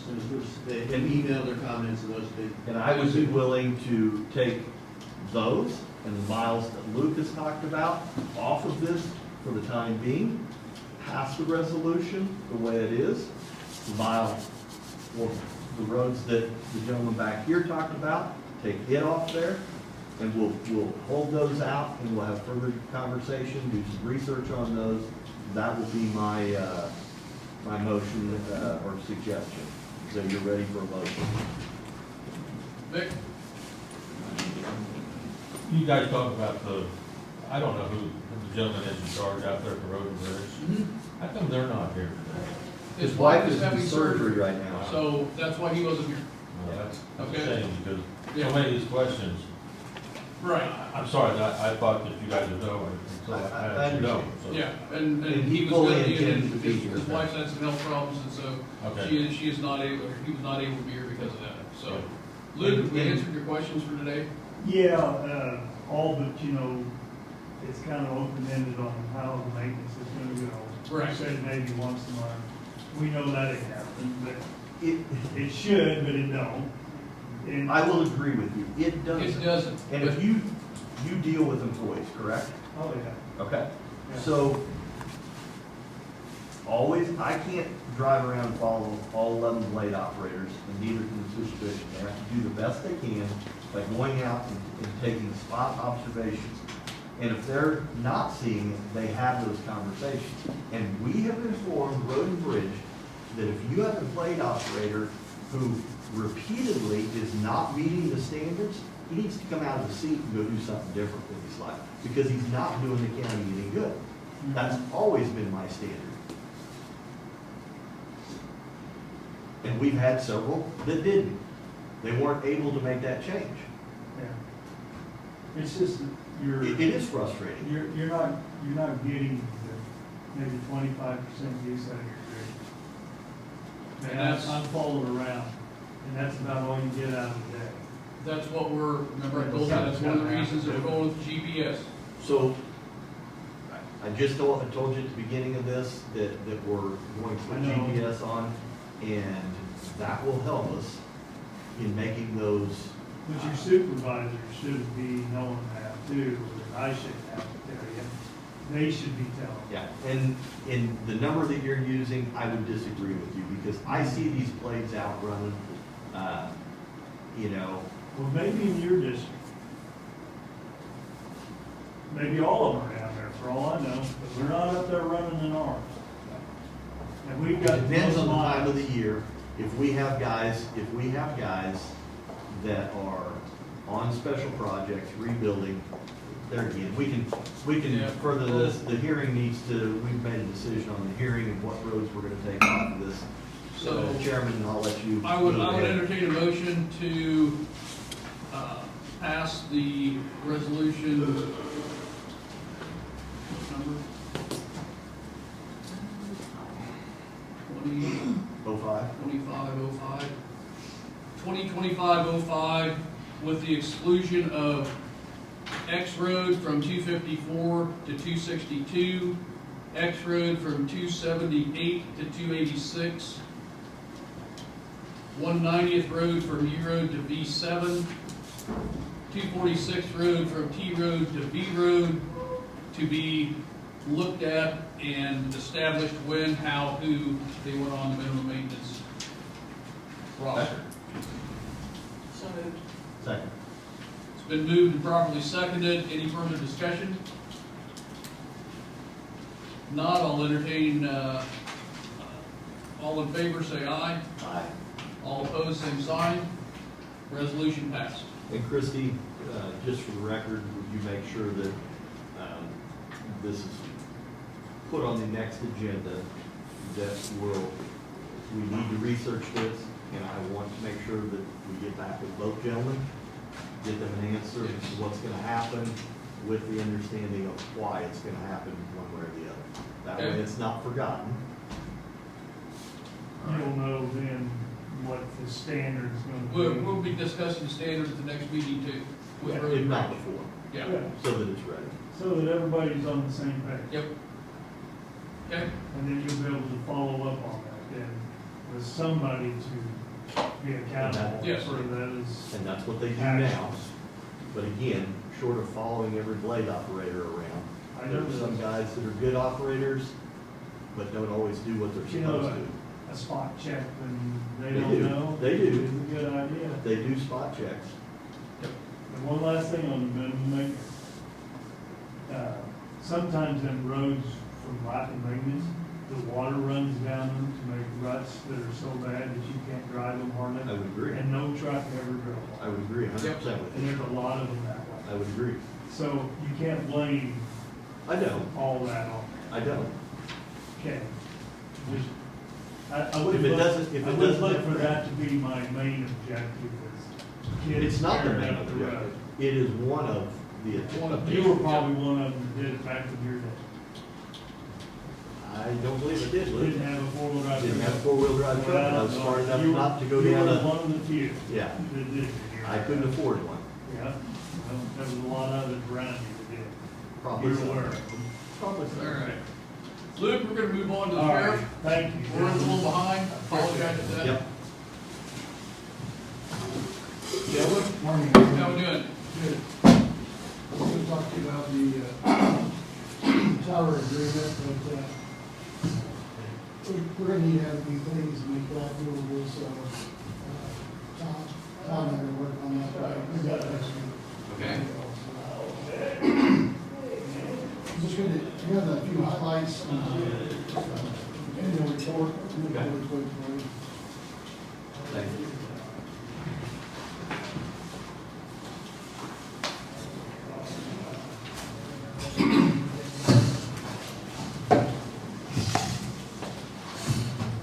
What page? Well, start with three. I just wanted to talk about the decrease in the crime index. Basically, the information that we have is a year behind, so we have 2023 statistics from the KBI. So that's all we have to really compare. Our crime index rating was 8.6, which means 8.6 people out of 1,000 victims of crime in the area. This is a decrease from 10.5 or 18% the year prior. Violent crime index rating is 2023 is 3.5. The property crime index for that year is 5.1, which is a decrease of 8.2 the year prior. It's a 37% decrease from last year's ratings. And I wanted to look at this because we're kind of in a 20, maybe even a 30-year low as far as like our property crimes. If you look back 20 years ago and see how we compare today, in 2003, the Sheriff's Office reporting area showed a crime index of 19.5. Comparing that with the present index of 8.6, current crime index is over 55% less than it was 20 years ago. 2003, the Jackson County Sheriff's reporting area showed the property crime index to be 15.5, comparing with the present property crime index of 5.1. This is over a 67% decrease in property crimes from 2003. In 2023, Jackson County burglary numbers were in the single digits. And it's been that way for a few years, and that's probably the lowest I've ever seen it. And I would say probably 30 years. When comparing burglaries from 2003 to 2023, there was over 80% decrease, putting our burglaries in the single digits. In 2024, our communication center handled 26,000 incidents. All the vast majority of those incidents are law enforcement, sheriff's office along with over 18,000.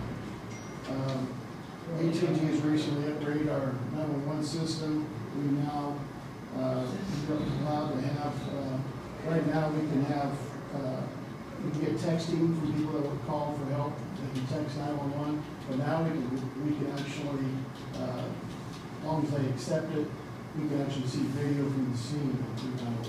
So if we have, a situation, the caller can turn the camera on their phone, we're able to get video actually at the scene, so real time. Our communication center does a multiple different other, they wear a number of hats. One of which is the open district court warrants. We currently have 1,136 outstanding district court warrants. And the communication center, following that on page 5, you see a breakdown of the different agencies, how many different incidents are dispatched for the various departments. In 2024, there was 3,379 calls. We had 39,504 incoming calls, 10,432 outgoing calls. If you go to page 15, this is just a comparison. This shows how, even over the third most populated county in the district, and so we have Jackson, Jefferson, Potawatomi, and Vincent counties. We're the third most populated county. we have vastly more going on right now. So misdemeanors, you see Jackson County at 296 compared to the other counties. 104, 125. Felonies are at 275 compared with Jeff County at 76. Colorado at 112. Wentz at 45 and so forth. You see the traffic, we have about over 1,100 in 97 search warrants. So you can see that the district court here is vastly more busy than the other counties.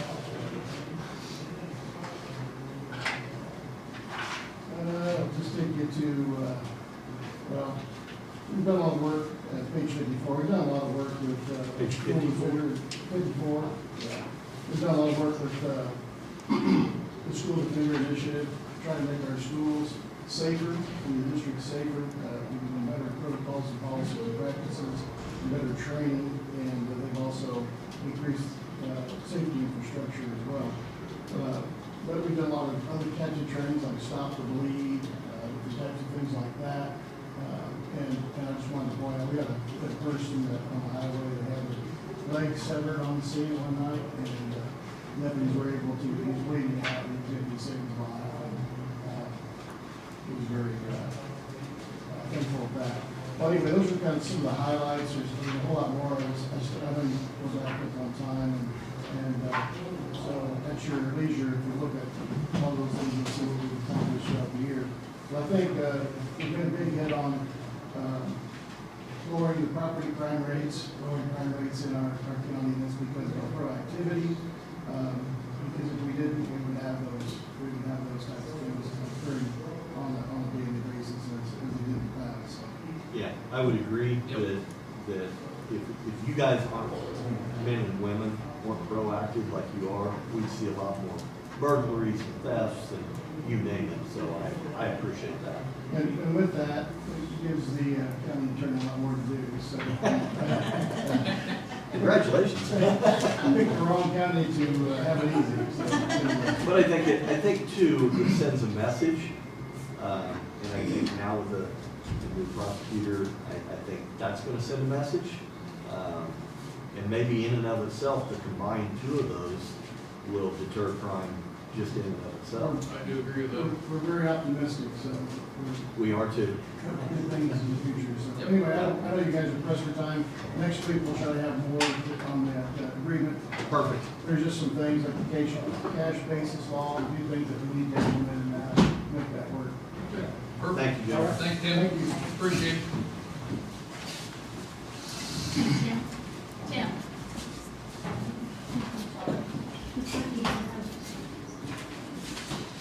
Where's your coat? Bethany, we're ready.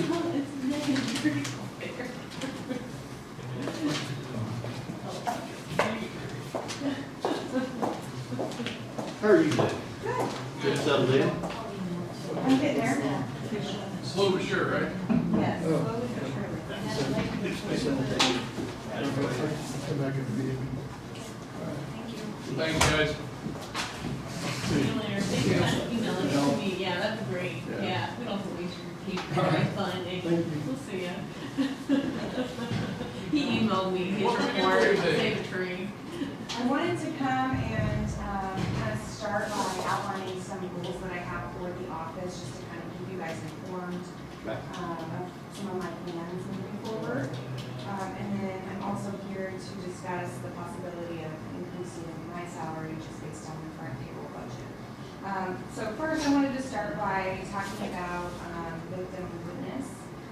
By statute, every county or district attorney's office in Kansas should have a victim witness advocate or someone within the office that handles not only victim witness, but perhaps other things as well. So at this time, that's not something that our office has. I plan to look at some different avenues to fund that position, including several grants that are available through either the Attorney General's office or the Governor's office. That's something that I looked at last year when I was considering running for the office. And I do have some information on that. I believe that those deadlines are in August though, so there's some delay. But I'm planning to explore that in more detail. So my goal would be to hopefully get a grant so that I can employ a victim witness advocate for my office. And that would be someone who reaches out to victims to notify them of their hearings, to kind of explain what the criminal justice system is and what the process is going to be for them, to help them with any restitution questions that they might have if they want to seek restitution on their cases, to educate them on whatever they may need.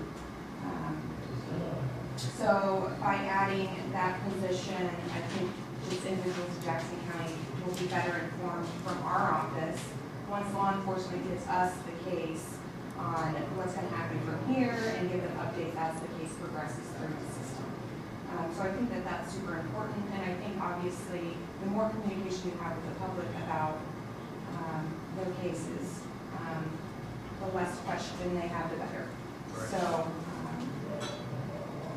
that is one of my plans. And, you know, for now I am training, or starting to train the assistants that I do have to at least handle some of those victim witness issues that we have until we're able to find someone that is hopefully just dedicated to that role. I could also foresee them helping with our diversions and reaching out to victims before a diversion is considered to see what the position of the victim would be for a diversion. So just more communication with our office, I think, is what that position would provide, which I think would be good. And then in addition to the victim witness changes, I want to also make some changes to the diversion program. Currently, the office is pretty limited on what diversions that we do offer.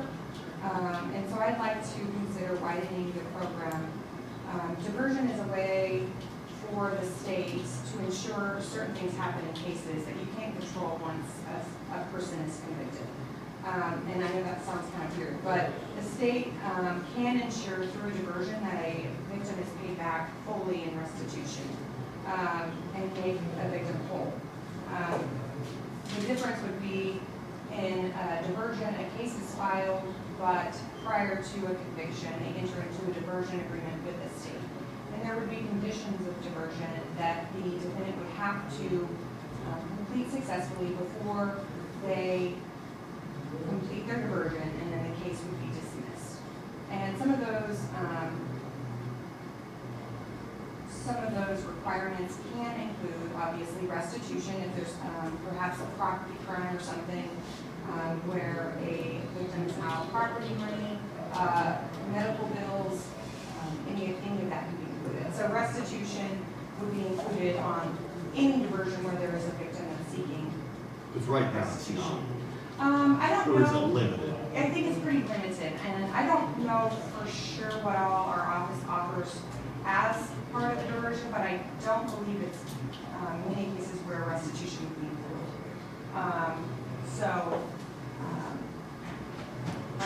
If I offer a diversion on a case where there is a victim and they're seeking restitution, and the defendant then doesn't decide to pay that restitution, I can use that as a reason to revoke the diversion, and then we proceed to trial on stipulated facts, which are agreed to prior to us entering into the diversion, which is basically, I don't want to say a slam dunk, but a slam dunk of a conviction, Right. and then they would proceed to sentencing. So then the conviction goes onto their record, and then they're sentenced, according to what the judge sentences them to. But restitution in a diversion has to be paid, and restitution after conviction doesn't necessarily have to be paid. And a court won't necessarily, I know, at least in Shawnee County, they never revoked someone's probation because someone failed to pay restitution, if that makes sense. Okay. So this is a way for us to ensure that victims are made whole, and if they're not able to make that requirement and pay the restitution, they can revoke their diversion and then just proceed. And I think you said part of this would be asking the victim if they feel like they'd like it to be a diversion. Yes. If they feel strongly enough, then you'll take that under advisement. Yes, absolutely. And ultimately, it's up to our office, but victims' input is very important on Sure. all cases. And so I think explaining what a diversion is important, because I don't think a lot of people understand. And then once we explain it and talk to them about what they'd like to see happen, we can make the decision from there. How would a diversion speed things up and could it possibly reduce costs for the county It could. by the number of times a person has to appear, if they can Yes. do a diversion, everybody agrees, then we don't have to pay a public defender. Yes, Time and correct. time again. Yes, so on a diversion, someone can proceed pro se, but they do have to file or basically waive their right to counsel on record. But a lot of times on low-level cases, somebody may decide, hey, I'm just gonna apply for a diversion, I don't think I necessarily need an attorney, and they never end up hiring one.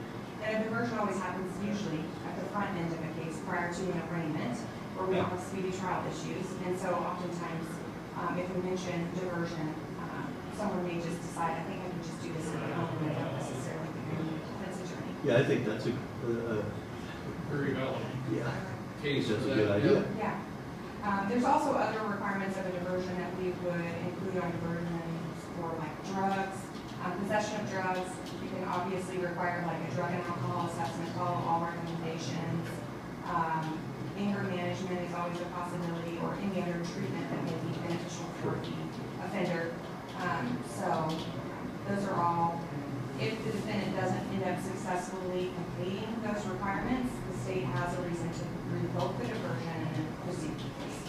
So it is a little bit of a way for the state to have a little more control over the requirements of what we would like to see happen with the defendant before the case is ultimately disposed of. And I think it's a good way for victims to actually receive restitution back. I tell victims a lot after sentencing, restitution was ordered, but I always tell victims, just don't count on the money, because it's not something that the court can force you to pay. And ultimately, if the defendant fails to pay, at least in Shawnee County, the bill would get sent to collections, and then it would just go into collections. And then the victim ends up never getting a piece of that restitution. So I think this may be a good way of trying to get victims more restitution on the front end. And of course, diversions would only be offered to individuals that have little to no criminal history. This is maybe a first offense, or they might have traffic or speed years or something on their record. Nothing that, No papers. yes, so it would be somebody who is maybe a first time offender that maybe is very remorseful and wants a second chance. So and it's a case-by-case basis. It wouldn't be just a blanket approval for everybody. So my office is going to go through and obviously case-by-case determine whether or not diversion is a good fit before we proceed. Okay. So that is the plan.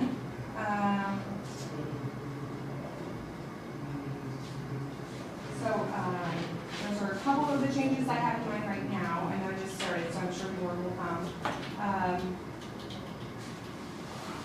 I also decided, as I started my term this year, and I'm sure you guys are aware that I made the decision not to continue using Kevin Bell to handle the state cases. And so I've taken those over myself. So I obviously appreciate all he had done for the county in handling those. But I enjoy doing state cases, and I think it's important for someone, at least in our office, to handle state cases, because oftentimes they're so connected to the criminal cases that I think it's important for us to really know what's going on, both on the state side and on the criminal side. So I've taken over those cases. And then also, with the current payroll budget, I've eliminated one of the administrative assistant positions. That I don't think was actually a budgeted position to begin with. So that position has been eliminated. With that, I have hired 2 interns. They're from the Washburn Law School. One of the interns is a third year law student who is Rule 715 certified, which means they are allowed to appear in court for misdemeanor and traffic cases, as long as the magistrate judge is on board with that. And we did speak to the judge who got retired, and he was on board with that. Question. Go ahead. Oh, sorry. Go ahead. How much did it say, or how much money was going out for the administrative assistants? She was getting paid $24 an hour, the same as the others, but just as I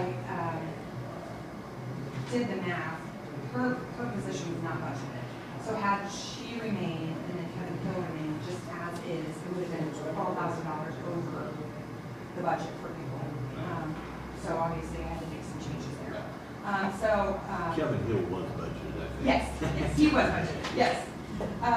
But had I just remained, Yeah. kept everything the same, it would have been about 12,000 over. The Rule 715 intern hopefully will eventually be able to take over our misdemeanor traffic docket on Mondays. And then we have another intern who is a second-year law student who will basically assist that legal intern. And then eventually, I'm hoping that when this older intern leaves, the younger intern can then be Rule 715 certified, has enough credit hours, and then can start appearing in court, and we continue Just keep that rotation. I hope so, yes. Yeah. Yes, so that's the plan right now. I know there obviously are a high level or high number of cases that we file every year, so I'm gonna see how that works. But that's the current plan, so.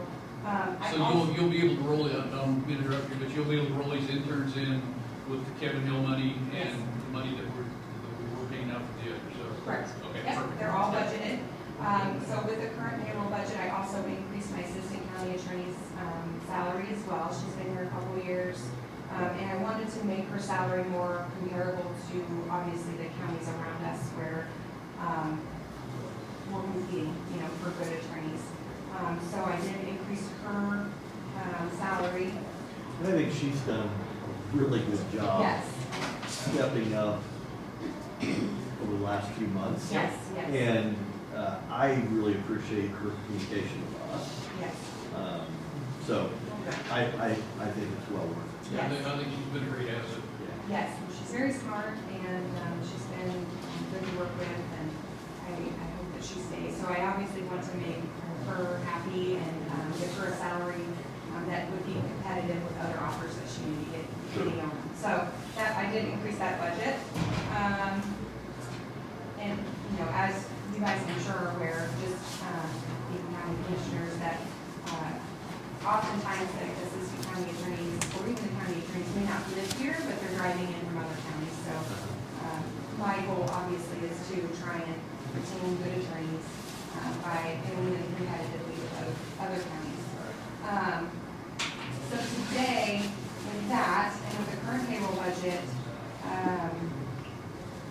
I am asking you guys to increase my salary as well. I believe Mr. Morrow was paid at $95,000 a year, and then I am asking for an increase to $110,000. So with that, I'll explain the reasons, and that does still fit within the current payroll budget by eliminating Mr. Hill's position and eliminating the administrative assistant. So it's not actually in the budget, but for the remarked.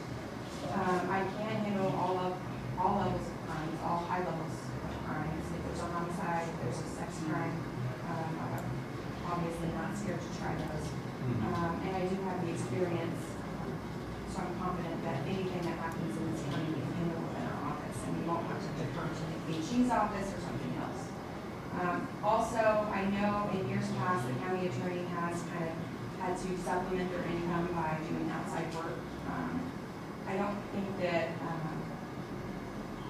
I just don't think with the amount of cases that we have here that is something that I want to have to do.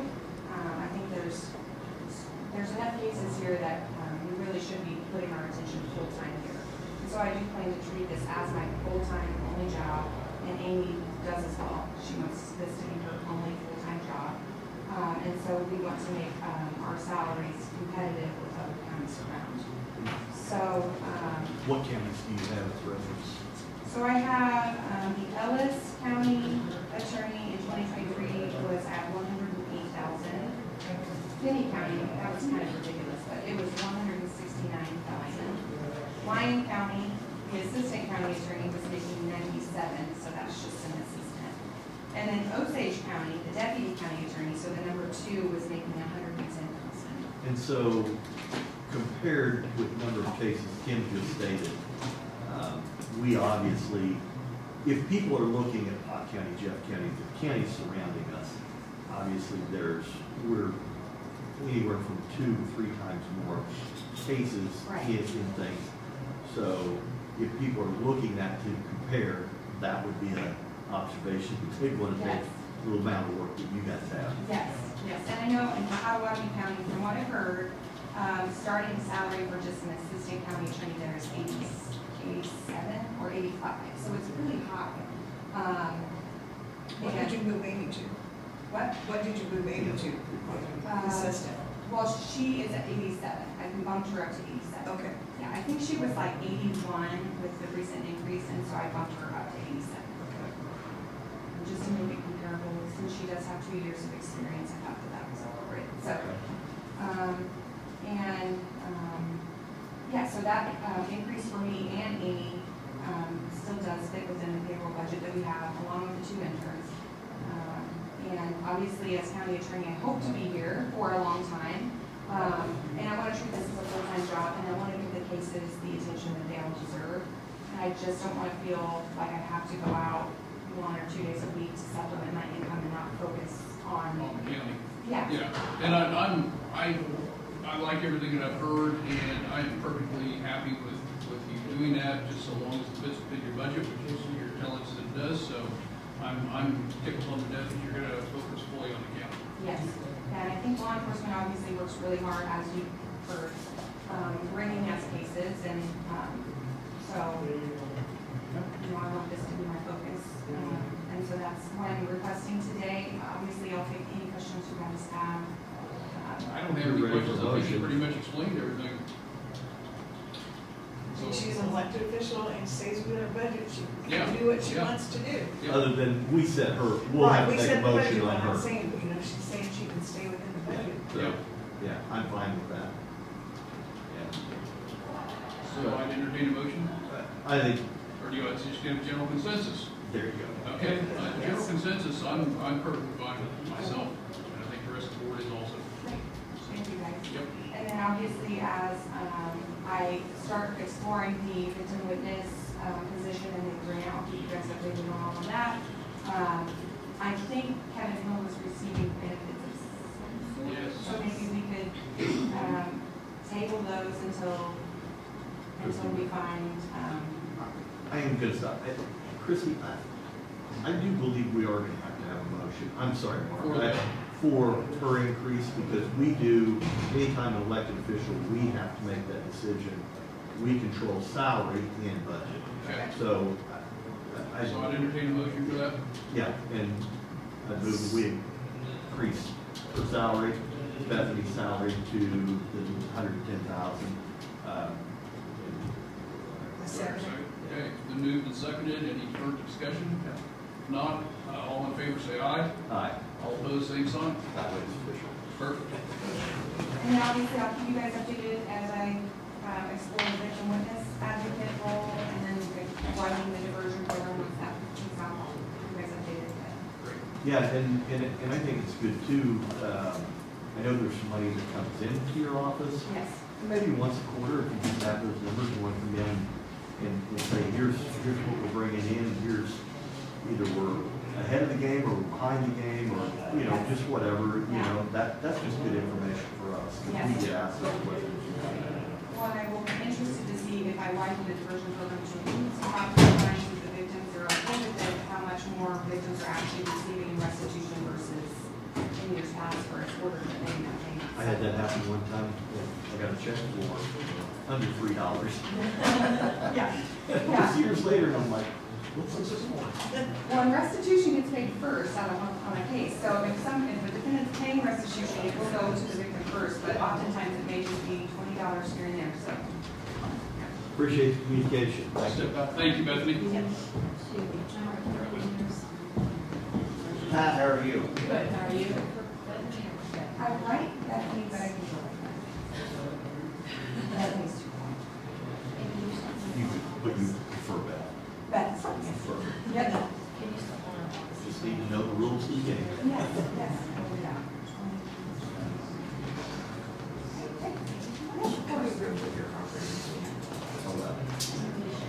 We have a gentleman in special crew, thanks, Thanks. that is a trained operator, and if need be, we have a 12th grader, they will put him in that.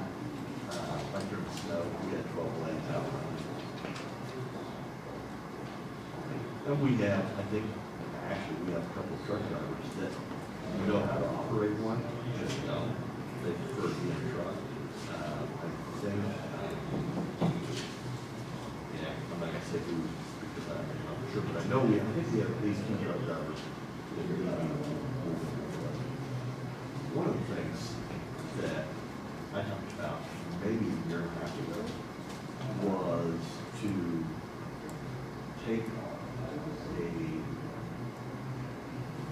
hire another operator, take that 12th blade, put this operator in a special group under Matt, but during the summertime, have that individual do nothing but language roads around the entire county. I couldn't. Really, sounds like something needs to happen. I agree. And I said, the reason I say that is because now your 11 blades in your 11 districts don't have to come off the gravel roads. And this guy is just like what we do at the moment. They just work around the Sir, back gravel down on it. in whatever location they choose. But he's going in, and he or she are going in and working on nothing but minimum maintenance roads, and that's where the focus is. Taking traction. I would still love to do that. But go ahead, Mark, sorry. No, you're good. Pat, what you got?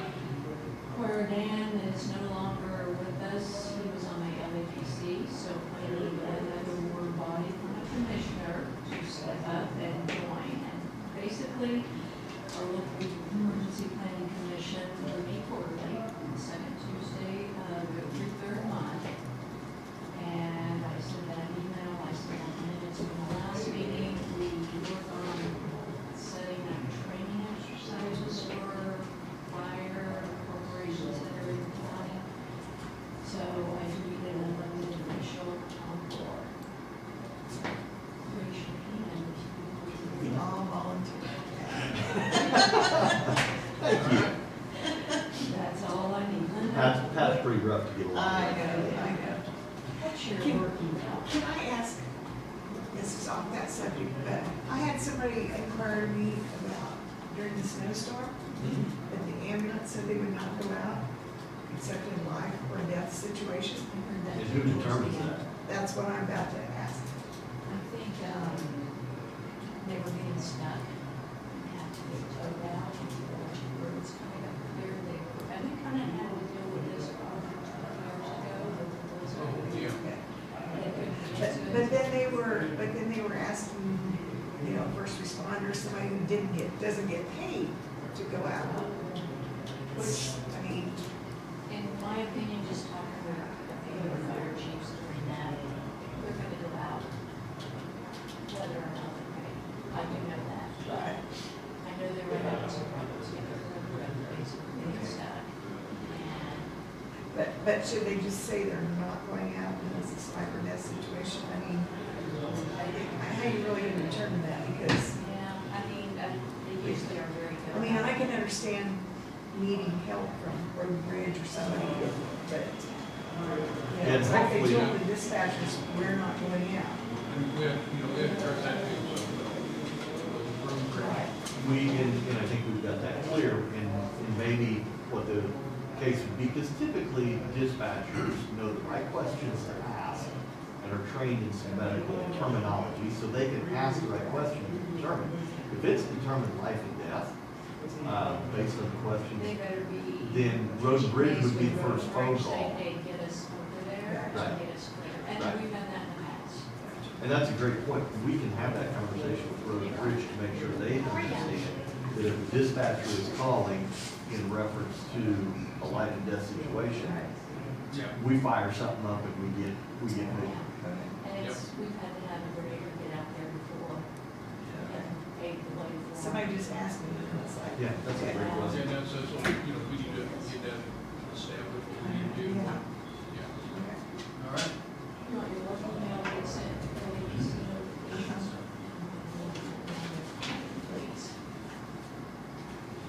Hi, Roger. How are you? Good. Good. We need to meet this.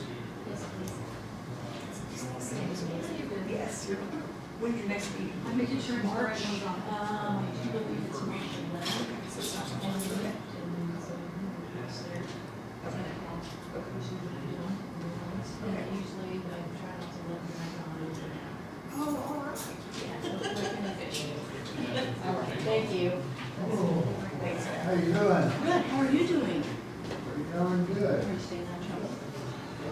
that's a hell of a job. That's good. All the estimates from the other day, I'd seen it around and I said, not really. It's too cold. Yeah. So, Have they got maps of the roads you're gonna close? Roger, what you got? Do you have maps of the roads you're gonna close? We're not closing anything. Or, I mean, on the low maintenance? I don't know that there's a map of them. I don't have a map, there's a list. There's just a list. I've got a map at home that I was actually gonna map out on there with the. Well, you know, you had the legal in the paper, If you, but I didn't, that'd take quite a bit of time to. if you stop out at Road and Bridge, Scott has a map. Had a map. And he's He'd be not glad here to sit today. down with you and show you. Scott's not here today, so maybe Jennifer would know. Jennifer may know, yeah. My only, you know, I'm a taxpayer now, so I look at it from a little different than you guys. Maybe, I wondered your reason for doing this. Are you trying to save money, you're gonna get rid of part of the graders, and you're gonna get rid of the lake off the men? No, the So what are you reason, gonna do? here's the Because whole those- reason. Here, come up here to the table, Roger, Okay. so I don't have to yell. Those- The reason that we're doing this is because we have 3 different roads in the county, 3 different signs in the county: dirt roads, mud roads, minimum maintenance roads. Yeah. And years ago, from what we were told, there was a gentleman's agreement that dirt roads would be done this many times a year, mud roads would be done this many, and minimum maintenance roads would be done this many. We've had people coming in saying, my road needs to be done because it was said that it would be done, you know, this many times a year. So, in order to make things easier and more standard, okay, so we don't have 3 different things that we're trying to grade to. We're gonna have minimum maintenance roads, and they are going to be graded as, we've already got a standard how to grade them, okay? But we're going to establish a standard of how many times they have to be graded per the weather. I mean, if you can't get out there, if it rains for, 2 months and you can't, they're muddy all the time, you can't get out there, then of course you're not gonna do a grading, right? But we're just trying to make it a standard so that everybody's on the same page, everybody knows that the roads are gonna be done this way, and there's not 3 different standards that we're trying to hold our road and bridge guys to get the roads done. But we're not closing any roads or anything like that. But my point is, on those low maintenance roads, there's grass that high in the middle, and usually they grade them once a year. Mm-hmm. But according to the paper, you were going to, anyone that didn't have a lot of traffic would be classified as a low maintenance road. That's what the state statute says right Regardless, now, say yes. there's only one house up there, and, they gotta get out. Sure. But there had to be a reason, And we did not make this list up. This is a list that part of it was from 1995, from the resolution that was passed back there establishing those as a minimum maintenance road, or some of those as a minimum maintenance well, there road. was probably 140 miles of those already on the deal. Yeah, And then now you've got them up to where, but it looks to the public like when you're gonna take away, put your half, you had 1,000 miles, that probably wasn't the ones that are on the reservation, which you don't have a responsibility for, or do you still treat some of them on the Yes. reservation? A few, very, very minimal. But the biggest reason for doing this, but these roads were already low maintenance roads. They were getting bladed, they're supposed to get bladed once a month. Some of them, I will agree, are not. But by putting this standard on there, where all roads are named the same, that are minimum maintenance roads, mud roads, dirt roads, they don't have gravel, and they don't have somebody living on them. If they have somebody living on them, obviously they're gonna get bladed more often than not. And the other thing is, by putting that travel at your own risk on there allows the sheriff to be able to write tickets to these people who go play on these roads just to tear them up and get stuck. Well, there's certain amount of that, yeah. Well, there's some roads that probably weren't on the list already that should have been probably. There's no doubt about that. But when you get to talk about 50%, that's a pretty good size. I don't think this wasn't 50%. the paper said it's 470 miles. Yeah, and you're talking about 1,000 miles total. Yeah, in the 1,100. Yeah, roughly. So we're talking about 50%, so that's you know, if you're gonna cut down to grading those just about once a year, I don't know if you need all those graders. Yeah, no, we're not. That's No. the whole point. We want to grade them a little bit more than once a year. Because people still Or have to 3 get up times and a down. year. Yeah. Well, I don't know that, well, he's probably your county attorney, He is. Right. County council, yep. right? Oh, that's correct. Well, anyway, when I read the paper, you know, that he recommends you need to publish that and get that on the way, it changes the whole thing to me. That there's some benefit legally on responsibility on those roads. If you put them on a lower maintenance road, if somebody calls up and says, look, my road needs to be graded, they say, well, you live on a low maintenance road, so you can't expect the service that these others are getting. And they pay taxes just like, and another thing you're gonna run into, if a guy is in the cattle business and everything, he needs to get to those cattle wherever they're penned in the wintertime. So, you know, that's important to him. By doing And he this, pays taxes. He pays taxes. So- by doing this, the maintenance is going to get better on these roads than worse. Yeah. We're going to increase, we're gonna try and increase and get things straightened out, settled road and bridge, so we're going to increase the number of times that these roads are maintained during the year. Well, you guys have been blessed with lots of money. And, you know, in the old days, we didn't have that. Yeah. We didn't have that ability. I remember when we didn't have enough to do hardly, when they had the tax lid, we didn't have hardly anything. You had to go down and get no fund warrants whenever you want to build a bridge. You know, so you're fortunate you've got money to do some of that stuff, but I just kind of like I told Dan Brenner here a while back, I never hear you guys talk about taxpayers at all. It's always what we can do with the money. You know, taxpayers, you know, it's just like these businesses around the square. You have some of them putting their clothes up on account of tax pickups so damn high. You're running people out, and that's not a good message to send to the public. Sure. So, you know, I think you need to consider the taxpayers more. And you don't think we do? No. In- Now, I'm part of what I hear. I mean, I'd have to have an example. Give me an example of how we're not considering the taxpayers. I'm a taxpayer. well, I know, but you may not pay how much tax you pay a year. You own a lot of land or stuff. To me, a taxpayer is a taxpayer. If Well- somebody pays $100,000 in taxes and somebody pays $5,000 in taxes, they're just Well, as I'll tell you important something. as anybody else. So you ask the question, let me answer it. Everybody is equal in the way they pay, in my eyes, as a taxpayer. So a guy that just has a house in 5 acres is just as important as a guy that owns 1,000 acres. I don't place a higher value on those people. And to hold property taxes down, I think we've done the very best we can. Part of it's the valuation. If you look at why property taxes have gone up, is the value of what this land is worth. It's worth a lot more than it was in 95, right? Well, and land prices. You know how that works. You're a professional.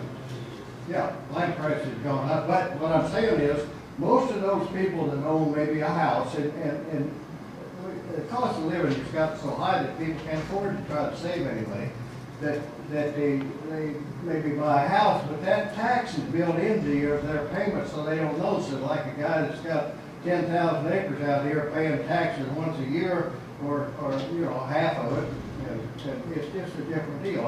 I've been in your situation, but I'm looking at it from taxpayers now. And I Because believe, I pay taxes. I believe, and I can only speak for I me. pay about $5,000 every year in taxes. I believe I look at from a taxpayer, because I don't like paying property taxes. I've told this story before. When the bill comes in the mail, I give it to my wife because I don't want to see it because it pisses me off.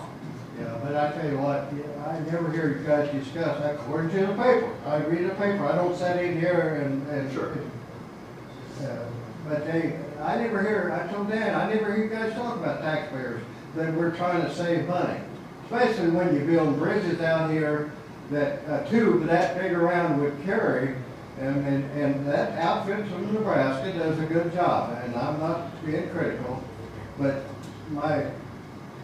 I need to not get into this because I get worked up over it. Well, you shouldn't, because if you have questions, stop in and talk to Scott. He'll walk you through why we get funding from the state to build some of these bridges. You do realize, as being a prior commissioner, we are required to maintain these bridges. Yeah, but Right? they don't And tell they're you how big a one to build or how. No, but an engineer does. That one up there with Circleville, there's a dam just up the road just a little bit, and you're building a big bridge right there. They do a good job. I'm not saying to quality, but I'm back to the taxpayers. I'm not an The taxpayers engineer. are paying the money. I'm not an engineer.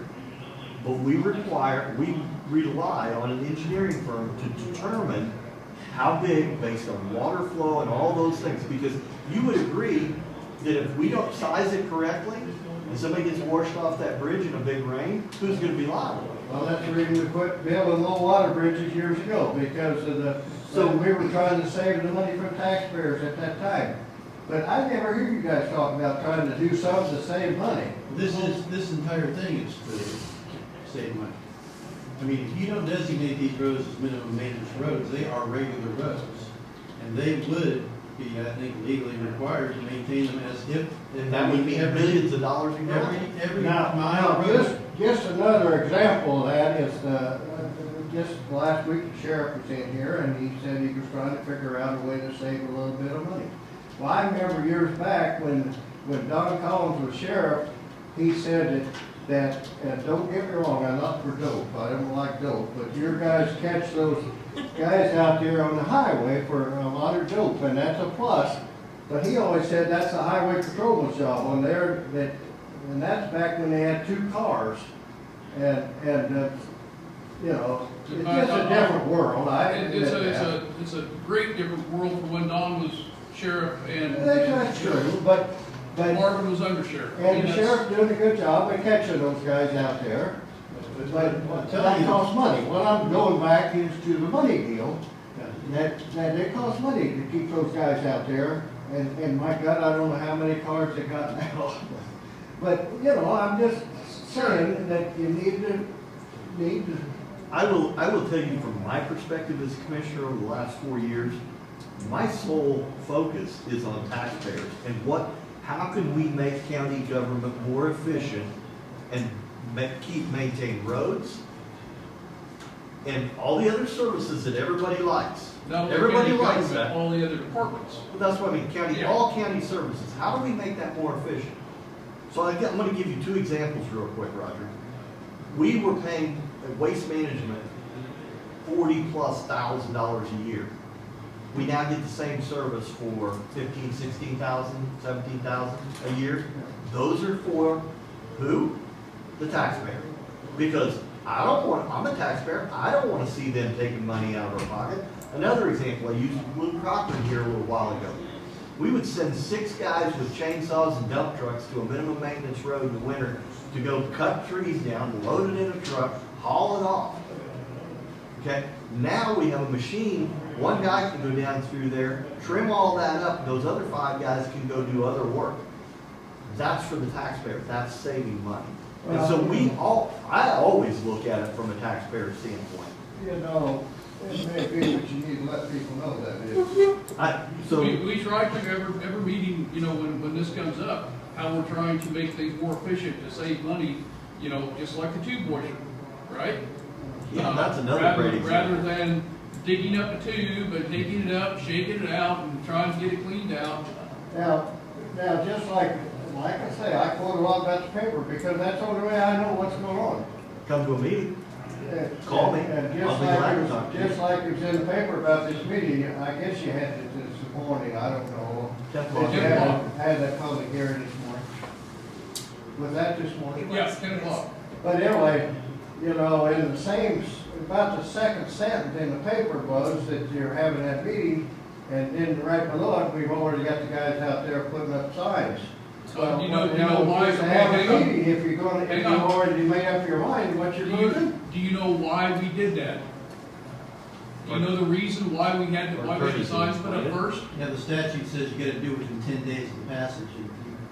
If you didn't, you're in trouble. So if we do it in advance, then we're not in trouble. If we don't, and then we can always take it off. Well, I sure know there's a legal deal when you brought up the subject because you're the legal man. Yeah. But We gotta follow those legal deals. Yeah, Or we and get that's- in and trouble. you're paying him his salary too, the taxpayers are paying him salary, so you don't have to listen to him, if you don't want to. I don't wanna get, You got enough to listen to him. I don't know how you argue with that, because if he tells us that legally, we are binding as a commission, you know this, Roger, you sat up here. You wouldn't do something like I know that. it's tough, John, but I'm just saying that we need to look after these taxpayers more. I get kinda worked up because I could go through a list of that stuff and I wouldn't have done what you guys have done. But that's beside the point. I've lost my authority and you're in the step so that you're younger, you're looking at things differently. But, you know, I tell you what's gonna happen, I can be right truthful with you.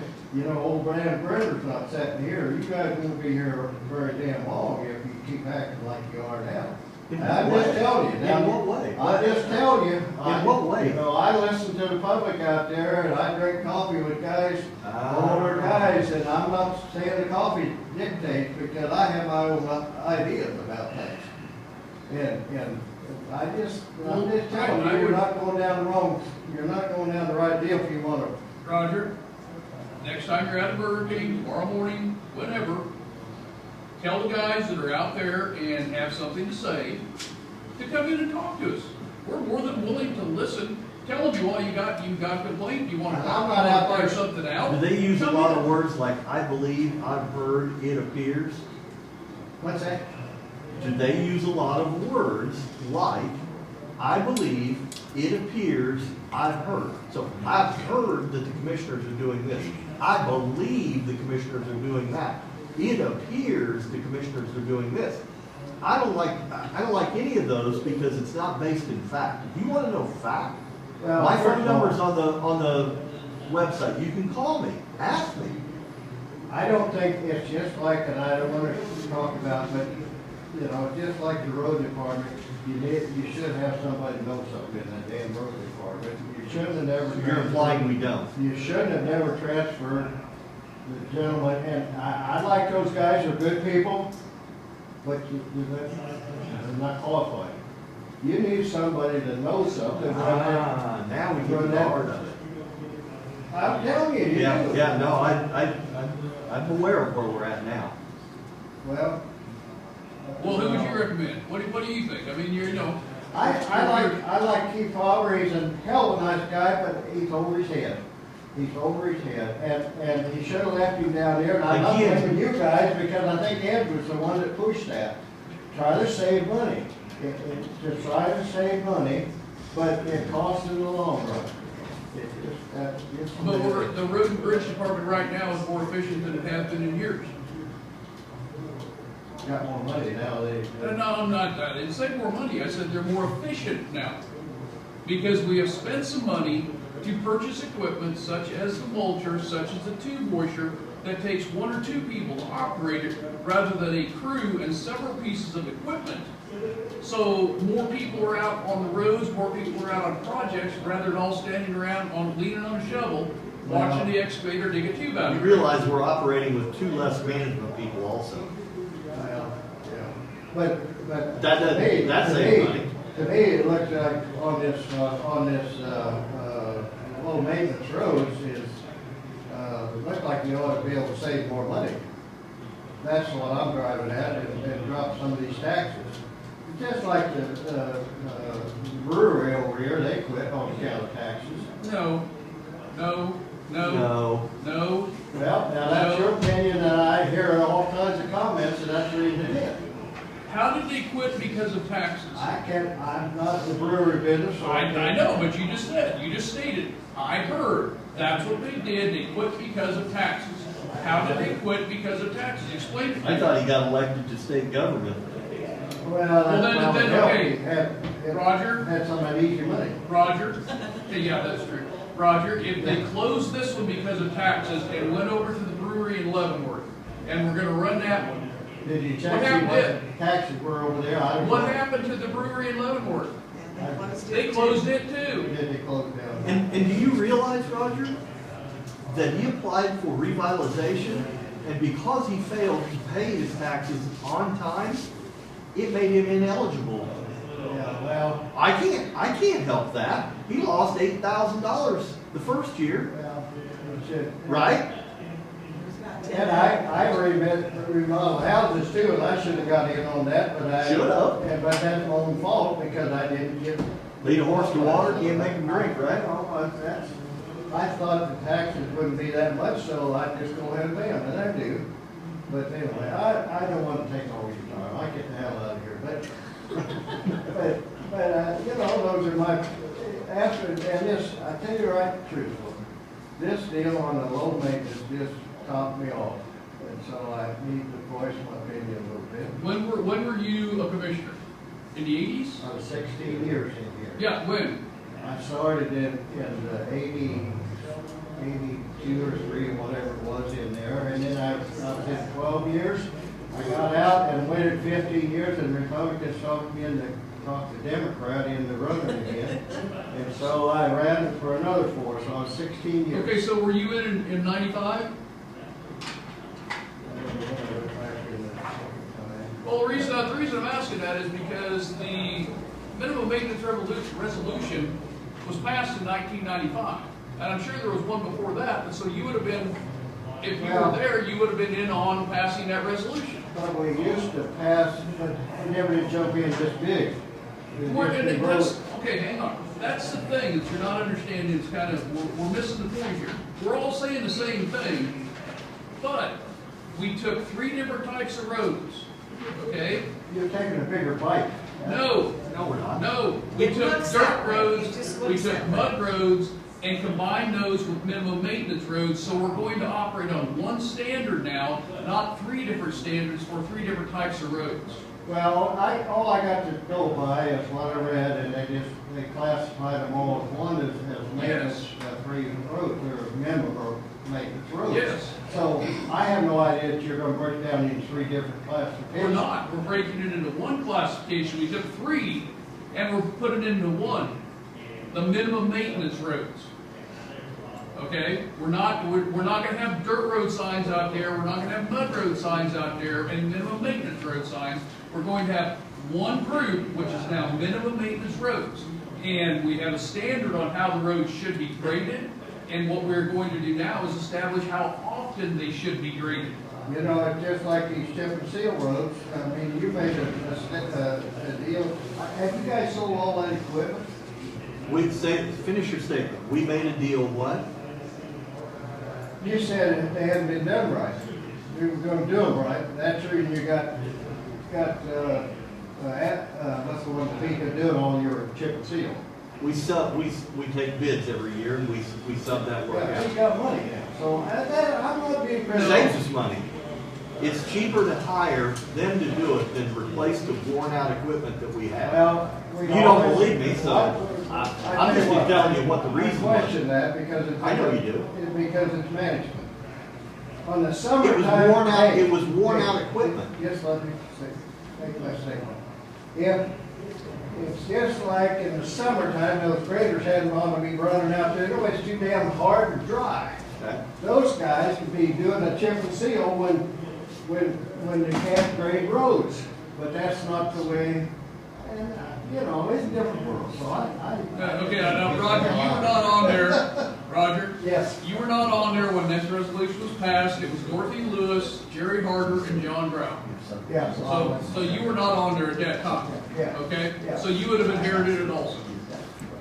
But like I said, we're not taking The and biggest changing thing is, we anything. got too many roads in Jackson County.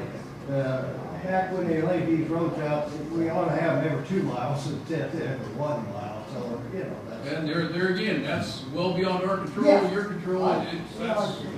That's the way that it is. But yeah, so This guy's getting tired of listening to me, so I just. No, I'm still listening to you, Roger. What, hey, what time do you drink coffee? 10 o'clock, come on 10 out. o'clock. Lindo oh boy. I tell you what, when you get old, I'm 85 years old, when you get old, you bitch about all this stuff. Yeah. Well, I'm pretty old too, you know. Yeah, you're just a chicken. I'm a 56-year-old chicken. That's kind of tough. You were commissioner a lot of years for a good reason. Yep. so. Yep, and we do appreciate your thoughts and your comments, and, you know, we come back and talk anytime. Yeah, well, I don't wanna get, I'm not mad about it, I just, Sure. it kind of works on me. And so before, Roger, I'll leave you with this. Before you get so worked up that it makes you angry, if you have questions, again, I'll answer my phone if I can. Yeah. And leave a message, or I'll meet with you, come up here and meet with you, and ask me any of the questions you want to ask me. Yeah. That way, you're not working off of rumor and speculation. Well, I tell you what. Okay? The best thing for all of you is to get out in public and hear some of that stuff. But you need to have good ears and listen. And we I try to. believe we do. We try to. Yeah. I'll talk to anybody. Yeah, well, thanks for your time. All right, thanks, Roger.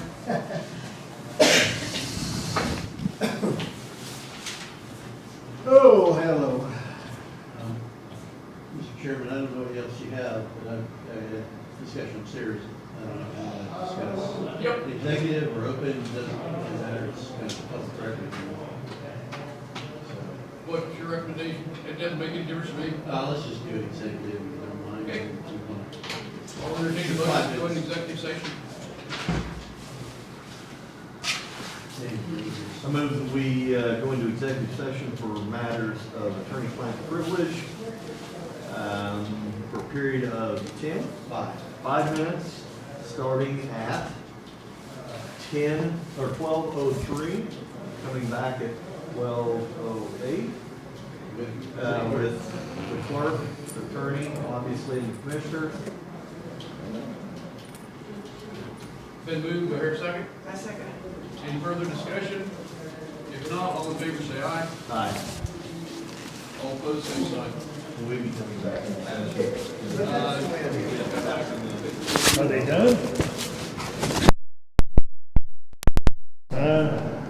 Anyway. That guy, he wanted to serve him. You what? He was gonna serve him. Oh, really? Yeah. Well, he had papers to serve him. And the way. Like I told you, it just builds up on me, this deal with the low maintenance road is. When you were in there was no minimum maintenance roads? No, very few. Well, hardly any. Yeah. They graded it. Well, hell, I got one, pasture, the weeds You were get that that? tall. Nah, they ran me out. They got a little bit left. The weeds were. I knew when I walked in, that wasn't going to be the right time. I thought everybody left, so I had to go in. They got a little bit more to do. What do you guys have to? No, The reason was because it was old construction, it was done narrow. Because, they had those, they used to build them with the concrete kind of squares on the end, and it's hard to move equipment. So,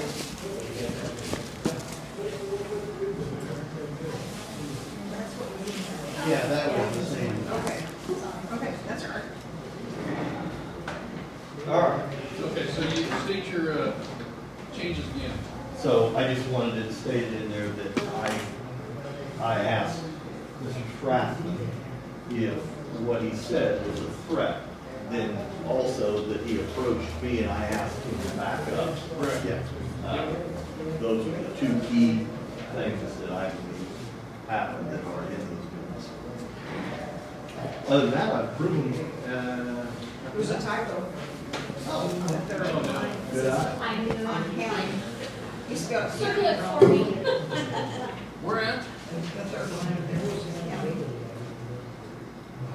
McCoy. The coin? The coin clerk? Are you the coin clerk?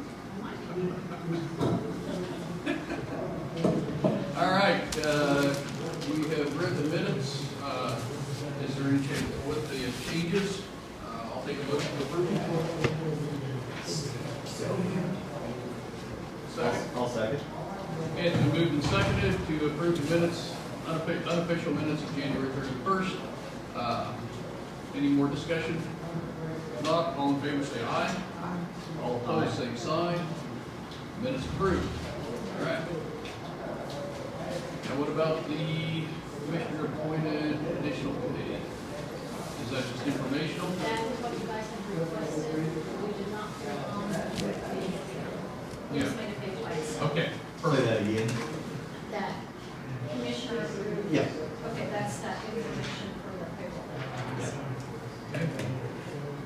But should you change the attorneys and the assistants before we approve it or not?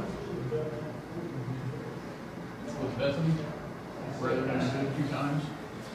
I mean, I don't know. I would say that. Yeah, if you just want to have the full document So there that for us it's- next It's week. all together and then just do it as Then we'll one? just approve it Yeah. next week. Okay. And the Banner 8 Creek Visitor Center, that's just informational also? That is his contract, he wanted you guys to look over. Do you have any? And have you read that, Todd? What's that? The Banner Creek Reservoir? Okay. Let's look, yeah, I think. So why don't we table this until we get Todd to look at it and go through and make sure everything's okay, and we'll revisit it next week. Oh, this is an agreement, for rental agreement? Yeah. Okay, sure. So yeah, if you would look that over and make your recommendations next week, that would be good. Did you see anything in the bills? Did you look at the bills? No, okay.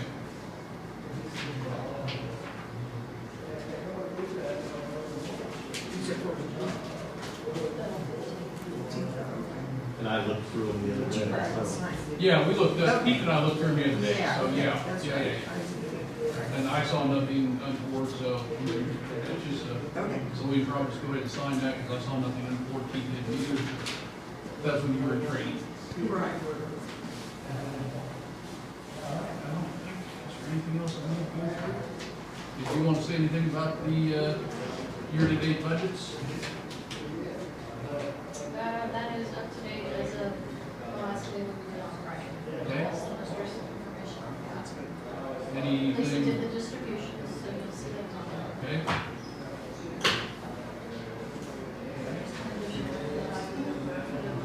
Where we're at, where we're sitting. All right. Sir?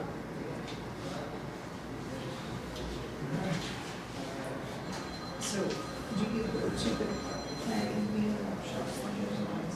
Nope. Is there a reason not to? Because we might have, because we will have to vote on something that comes out of there, so I just do stay away rather than having to look at it. It will come before us after they make their recommendations.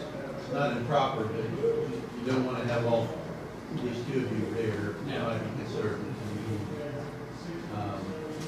So, if you run into each other, so if you go, probably coordinate with these guys, so they're not. Do you see a problem with the commissioner going just to? I don't think it's a legal problem, I think it's maybe it's just a perception issue, you can gauge it yourself.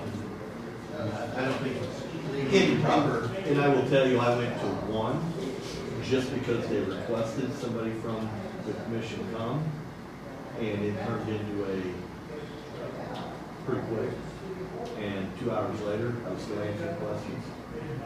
And, yeah, so it's just easier to let them take care of it. I mean, you can go from one. Yeah, just to go to observe. Yeah. Yeah, There's and that's the problem, because then you can get drug in, yeah. Okay, that's fine. As long as you don't get drug in. Okay. The questions. Answer the question. Okay, is there any other business to be conducted today? Not that I know of. All right, then I will entertain a motion to adjourn. So moved. Second? All right, been moved, probably moved and seconded. Any further discussion? If not, all in favor say aye. Aye. All opposed, same sign. All righty. We'll go get some heat. Yeah, yeah. Have little heaters to plug in or anything? Oh, yeah, we had some nuclear space heaters for years. Right. So, already got a motor lined out. So, $500 later, we're on to get some heat. Okay.